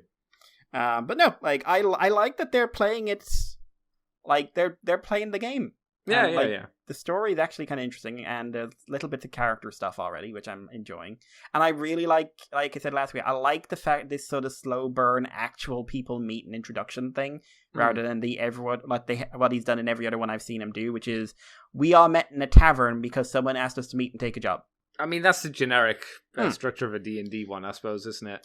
Yeah, and he's got a ton of episodes for this one planned, so it makes sense to me that he takes advantage and gets to mess with the form a little bit. Yeah, you can actually build the characters towards getting to know each other first and then moving on to doing stuff. Yeah, makes the story a bit more fluid, I suppose.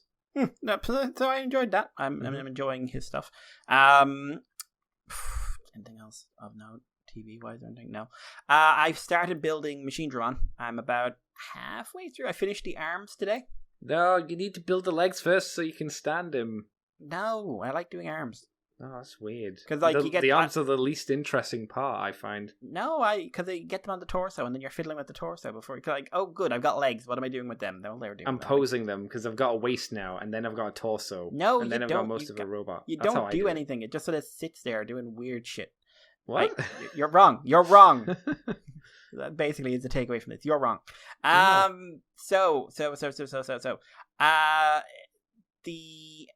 There's some interesting things. Like, this is basically a very big high grade. In a good way? In a good way. Like, and how it's built. Which means there's some unusual connectors and stuff. Does it use polycaps out of interest? Because it is quite big. There are some, but what it does actually is, like, for rotational joints and everything else, what it uses are detents. Oh, that's not a bad idea. No, okay. And I haven't seen it in a kit before. So just the sheer size of the limbs, you couldn't have a standard connection. So they've got these detents. It does mean that the connection isn't as strong as it would be if it was like a ball joint or polycaps. Right. So like some bits are easier to twist off than others, but they're really easy to get on, and I'm not worried about breaking anything. Lot of panel lining. Oh my god, so much panel lining. Which is weird because like half of it's quite dark grey plastic that I'm not bothering to line because it's dark grey and it won't stand out enough. Yeah, sure. And very little so far, like paint. I've only painted a couple of highlights and weapon ports, which actually turned out really well. I'm really happy with how they turned out. But yeah, it's like I won't comment on like posability or anything until it's finished. But no, I'm enjoying it. Like, it's a really interesting take on the design. And they've announced like a bunch of new Digimon figure eyes as well, including like a new smaller like show accurate line. Yeah. Although I had a look at the War Greymon, and he's got some engineering choices like inward like in order to have the claws facing the right way, it's like gorilla arms, which I don't like. Are you going to wait then for like some reviews to come out before you grab one? Or are you just going to grab one? I think I'm going to look at the reviews or something. But they've also announced like an amplified Omnimon X. Okay. Which is like the most over-designed version of the character done in their style, which makes him even more over-designed. So this is a good line. This is a good toy line. I'll be completely honest. I think it's really fun. I've also got something coming to me in the next couple of weeks. I paid for this I paid full price for this. Oh god, months and months ago, and it's a model kit of Tekkaman Blade. So that has been shipped to me, and that should be with me in the next few weeks. You of course mean Technoman. Tekkaman Blade. Technoman. Which I have a real fondness because I will never, until my dying day, be able to get the Technoman theme song out of my head going... I remember the music beat for that so well. So yeah, that's a design I really like. And like, it's one of those few shows I'd say I feel nostalgic about. Are you going to be able to get a Darkon or his Venomoid army of mutant spider crabs? Don't think so. I think they might be doing Saber. Yeah. Oh, I mean, that's the obvious one to go for because that's the Sasuke basically of the show. Except they did what they should have done to Sasuke and murder him. Yeah. Stupid Sasuke. Fuck you, Sasuke. Hell yeah. Say it with me now. Fuck you, Sasuke. If you like Sasuke, I'm sorry, you're a bad person. Wow. Yeah, I'm not wrong. No, I'm not disagreeing. But yeah, so that Machine Dramon is worth building, and that's literally it. That's literally all I've got to talk about. Oh wow, in and out. In and out. What are you, Andy? What have I been doing? Vomiting. Good. Well, you know. I finished watching Gridman. Not Gridman. Dynazenon. I did that last night. Yeah. No, wasn't a fan. That's okay. You're wrong. Wasn't a fan. That's okay. I thought the last boss was really bad. The last fight was really genuinely terrible. Was it laughing? No, I didn't mind that. I thought that was fine. It was just like, oh, so what makes him stand out? There was no build-up to him. It was just, he's a big bad one. Oh, he beats everybody. Oh, and he also gets a power-up. And now we've formed together and we beat him without any effort. No, it made sense. I don't think they beat him without any effort. It actually made sense to me how they beat him. Like they joined together and they combined all of their powers. But there was no effort there. I disagree. I think it was a very even fight. Really? Because they nearly died. I don't think there was much effort here, especially when you compare it to other like end fights. You compare it against the Alexis one. Well, that's different because that's like a fundamentally better show. But I think we let it go because it's no. worse. I think it was. I liked it. That's the thing. I liked the fight. I liked that they worked. You can like it. I just don't think it's better. I don't think it was better, but I still think it was good. I don't think it was good. Is that because you don't have any joy in your soul? That is not a very constructive I think argument. using the idea like the partial combination with just the parts doesn't work because it's all about the people inside. I like that idea. It's such a stereotypical generic idea, and it's not. I don't think it was even done desperately well. Well, then you're a bastard. Okay, fair enough. Yeah, my main issue with Dino Xenon is the idea of them focus on trauma is interesting. The worst thing is they focus on the least interesting character. The girl is the least interesting character. Oh, I'd say Yomiki's the least interesting character, which is... Well, the problem is you were saying Yomoki the least interesting character was the POV thing, because I'd agree with that, because I'd say he's the least interesting. I find her quite interesting. I think the revelation of my trauma is I don't get on with my possible stepdad that is my least favorite part of the show. Well, the problem is, like, I would agree with you there. The problem is they don't do anything with him. He's the point of view character and nothing more than that. But for the person they focus the trauma on, I would again say that's the least interesting person, because the stepdad thing, you would suggest it maybe he was sexually assaulted or anything like that. No, he just doesn't get on with a step parent for some reason. No one knows why. He's sad. No one knows why. I wish they'd have a scene where he just runs up to him and screams, "You're not my real dad!" and runs away. There's a thing hinted at but never talked about. We also have the other two characters, like Galma is the most interesting, and we get like next to nothing for his backstory. We get so little. We get implied stuff, and that's as best as you get. And again, I feel like it did a lot of what the Trigger stuff does, which I mentioned before, is they don't do much. There's a lot of dragging their feet and not filling the story as best they can. They're not utilizing the 13 episodes in a very effective way. I thought, again, it dropped into the mediocre Trigger shows. Looks very nice. It feels like it's well made, but in terms of story crafting, it feels undercooked. Very undercooked. So I didn't enjoy it. I think Gridman is far superior. Massively superior. Well, I do not agree, but I fully respect your opinion and support it. No, you don't. I do, but as long as it's not to do with Independence Day. Because you defend that. Oh, no, I can't. I like it because it's dumb. No, you defend it as like it's good dumb. I think it is fucking good dumb. Stupid. The dog survives. That's good dumb. No, there's good dumb and there's bad dumb, and Independence Day is bad dumb. And Jason, I know you're listening. Shut up. You don't get a horse in this race because you are hurting yourself for no reason. Will Smith punched out an alien and said, "Welcome to Earth," and then drug him across the desert in a parachute. See, they hacked an alien ship with Windows 95. I genuinely believe that you would try defending Spider-Man 3. Not what we did earlier on. If it came down to it, you'd say like, "Oh, at least it's memorable." I mean, it is. You'll never forget that dance. You can go to hell. You'll never forget that dance. You'll never forget that time you got hit in the balls with a bloody set of weights. But yeah, but I would never suggest that wasn't unmemorable. You said you defend it's not memorable. I would defend it's memorable because what else happened in that movie? Sandman turns into a big sand hurricane. You have Tobey Maguire being a terrible... Well, not Tobey Maguire. What's his name? You have one scene of Tobey Maguire walking through the street. No, I was going to say the guy who played Venom. I couldn't remember his name. The guy who plays Venom, you have him with his... I don't remember anything about him. He has his silly teeth and he says really lame lines that are not threatening and he comes across comical. I vaguely remember the design for Venom. It's very thin. It's not chunky Venom. I vaguely remember it, but I don't remember him in any way, shape, or form. I mean, he's very unrememberable, to be fair. The main thing I remember about the film is the dancing. Good. Yeah, but that's just that. There's so much else about that movie that's also terrible. Yeah. Oh no, I'm not saying it's but well. What it's I'm good. saying is, you said memorable. I said you've got that's to accept, memorable. and I just said nothing's memorable about the dancing.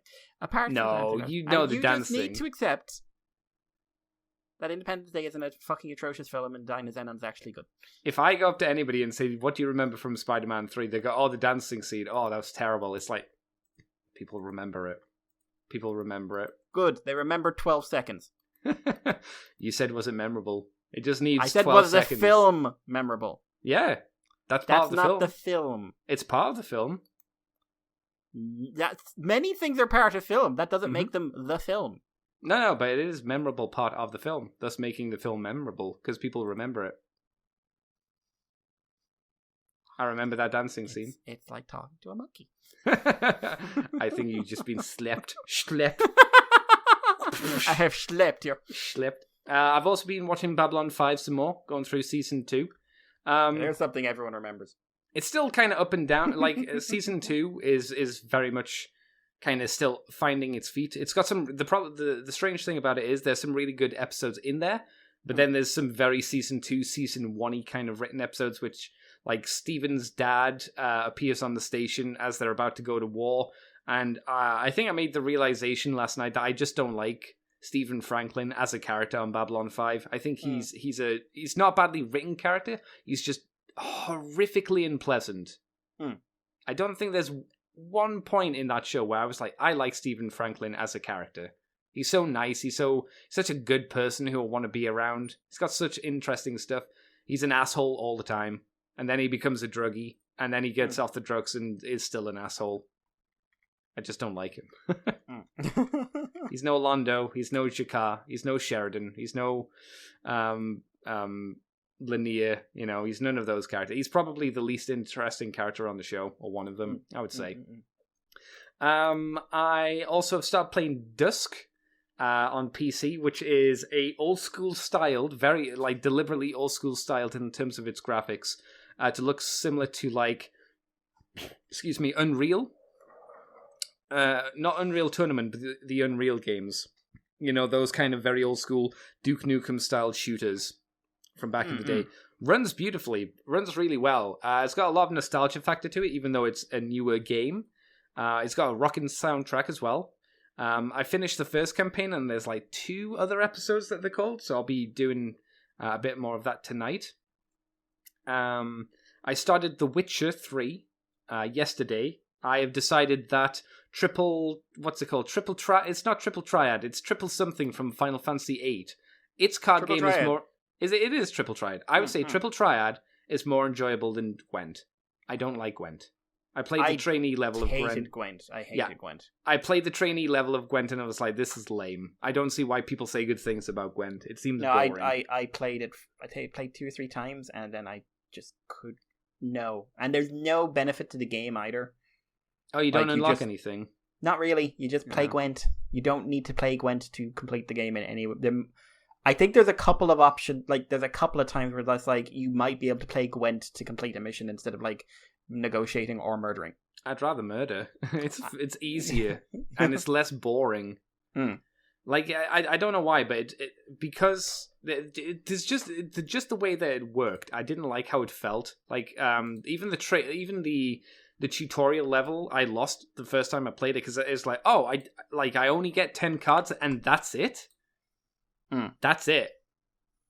So the computer can just fart out all the cards at once, from its 10 cards that it gets. The system I didn't like. I would say triple triad, more engaging, and easier to learn. Do you remember triple triad, Mikey?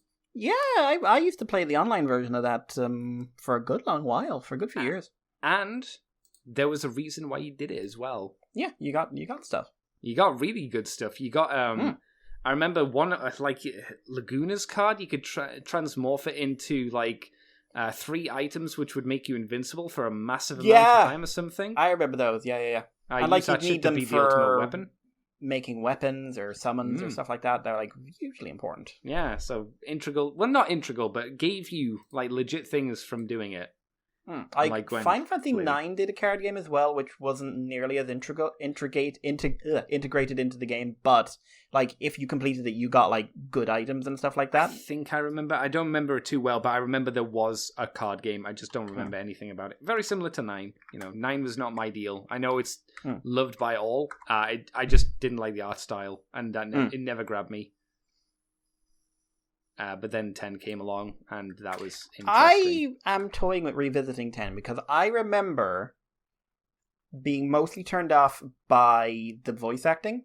Oh yeah, and I want to see if you can find a Japanese dub version of it, like one of the remasters or something like that. Surely, yeah, you'd think like so. Because I want to see how do I react to the story when it's just without that voice acting, because I don't remember 10 fantastically, but I remember there was a lot of moments I was invested in Yuna. Like I was never really invested in Titus because he's the proto version of Vaughn from 12. That's the issue with 10. It's like Yuna. It's. I think you mentioned it last week or something. It's Yuna's story, but for some reason it's like, he's a thing.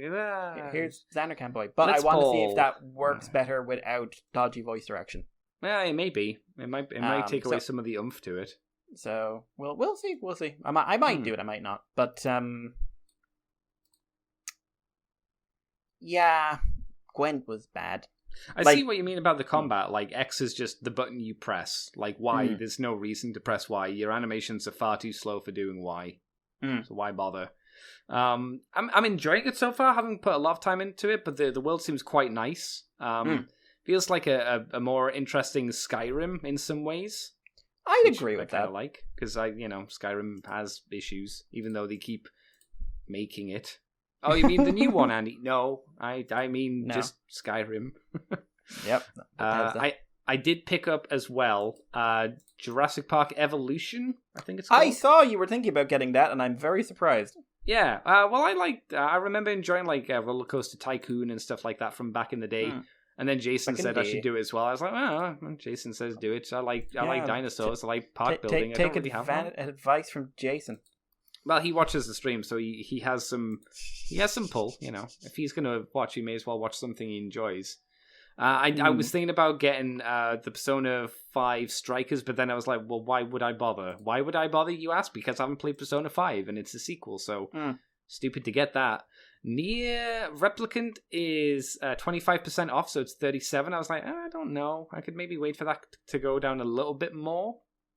As someone who liked it, it's so obviously a prototype game.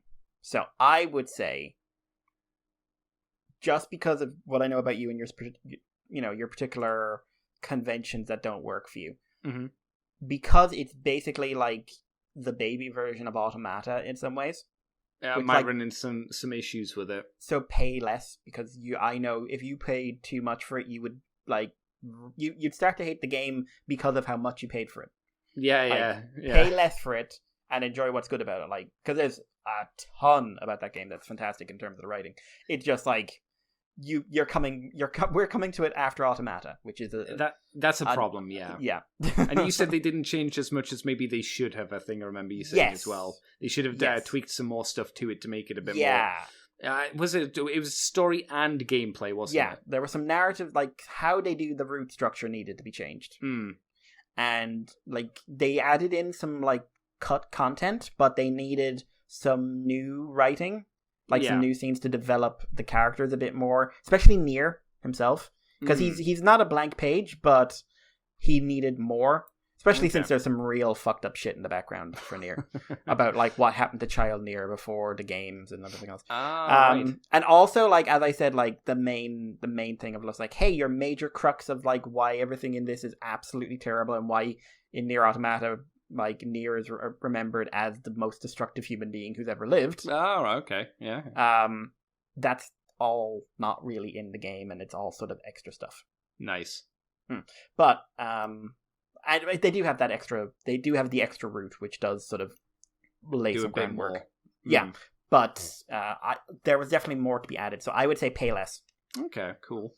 I'll do that then. I'll wait for a bigger discount, which will be months away, I would hope. I also picked up Neo. I haven't started playing it yet, but it is Weeaboo Dark Souls, let's call it. Don't know if I know that one. It's set in Japan. I can't remember what time period. You're playing Neo, the World Ends With You. Oh, I've heard of this. I heard this is like a remake of a game that like everyone got really excited about. I know it's just is called it Neo, the World... Oh, okay, so there's a game called Neo, the World Ends With You. No, it's just Neo, and it's done by done by a Ninja Theory or something like that? Is it Blackbeard? No. Ninja Theory Neo, I think, because I've never heard of that. You've never heard of Neo? The only thing that came up for Neo there was the game I just looked at. Huh. Ninja Theory.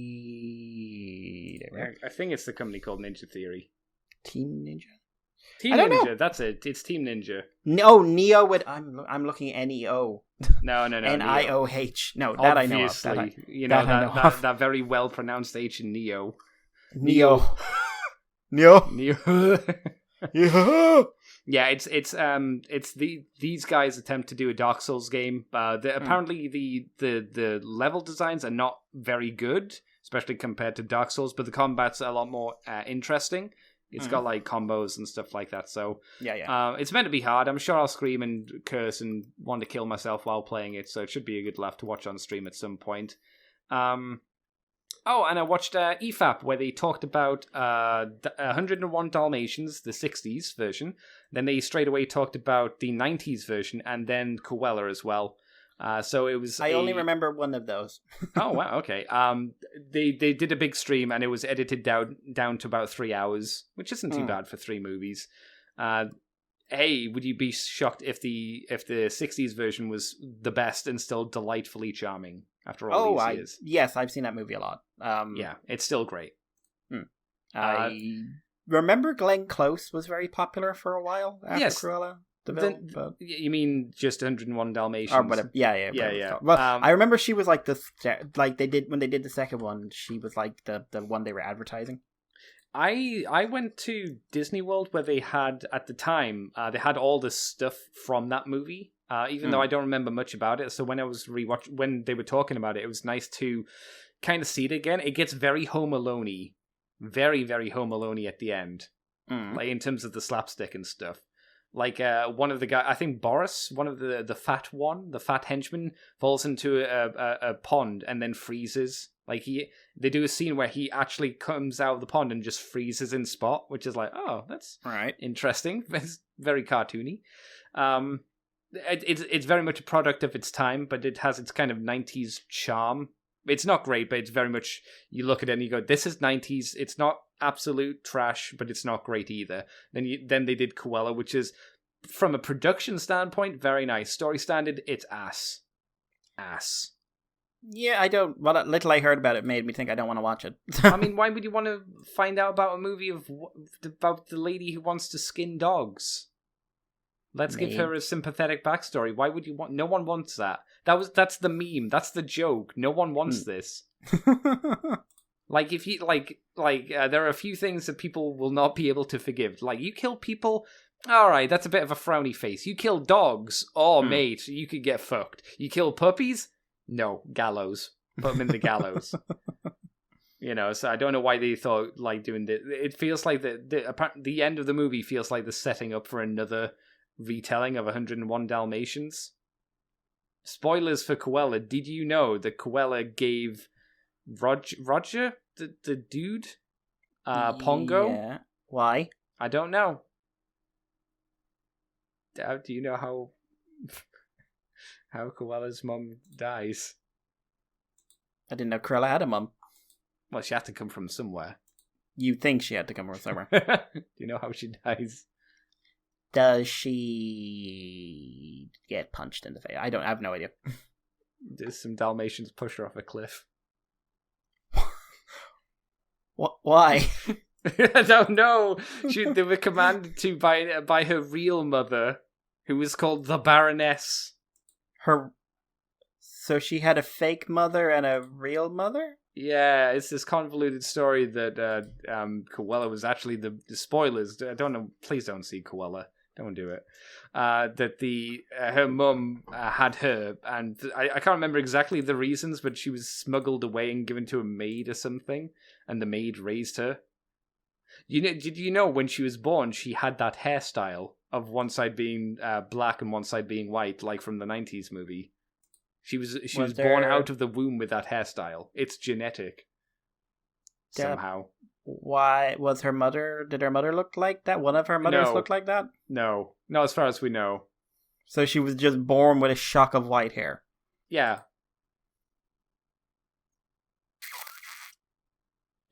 It's bad. It's bad. It's another wow. Okay. Is it still trying to make you sympathize with the villain? Yes. Because I don't want to sympathize with Cruella. Yes, it wants you to understand her and say that she's very empowered for doing this stuff. For taking this kingdom from the arguably worse woman, who's not arguably worse. It's just Cruella, but not Cruella. Like, that's who the Baroness figure is. But she's still going to go on and try to skin puppies. Yep. Yeah. Unless they do another remake of 101 Dalmatians where that's not actually the case. Who knows? But this is why are Disney you doing a Cruella movie where she doesn't try and skin puppies? Because it's 2020. Like, if you want to do a movie about the villain and do it from the villain's perspective, but like not do you need to sympathize with them. Why not just have them be the villain? Why not just don't? Just don't. Make a movie about a bad person and do it from their perspective, and don't have them better in the end. Just don't do it. No one wants a movie for Cruella. No. I mean, not for Cruella, but I'm just if you want to do a bad guy movie, do a bad guy movie about a bad guy. I guess, yeah. It was interesting. Not any of the established bad guys. Make a new bad guy for a different franchise. There was a lot of funny moments watching the EFAP video, but I enjoy watching EFAP because I think they have some interesting conversations between themselves and make some interesting jokes. I forgot that in the 90s version, Hugh Laurie was in it. Yes, he's the skinny bad guy. Yeah, I was like, oh wow, that's nice to see. Hugh Laurie's a really good actor. He's great. It's a shame he went over to America. Yeah, because he went over to America and did House, and I don't know if he's done anything since then. I'm sure he has, but I hope so. He's man needs to pay his bills. It feels like Hugh Laurie's one of the few really good British actors who's still around, if you know what I mean. Like the classic ones where you're like, oh, that's a classic British actor. I would put Hugh Laurie in that kind of category, you know?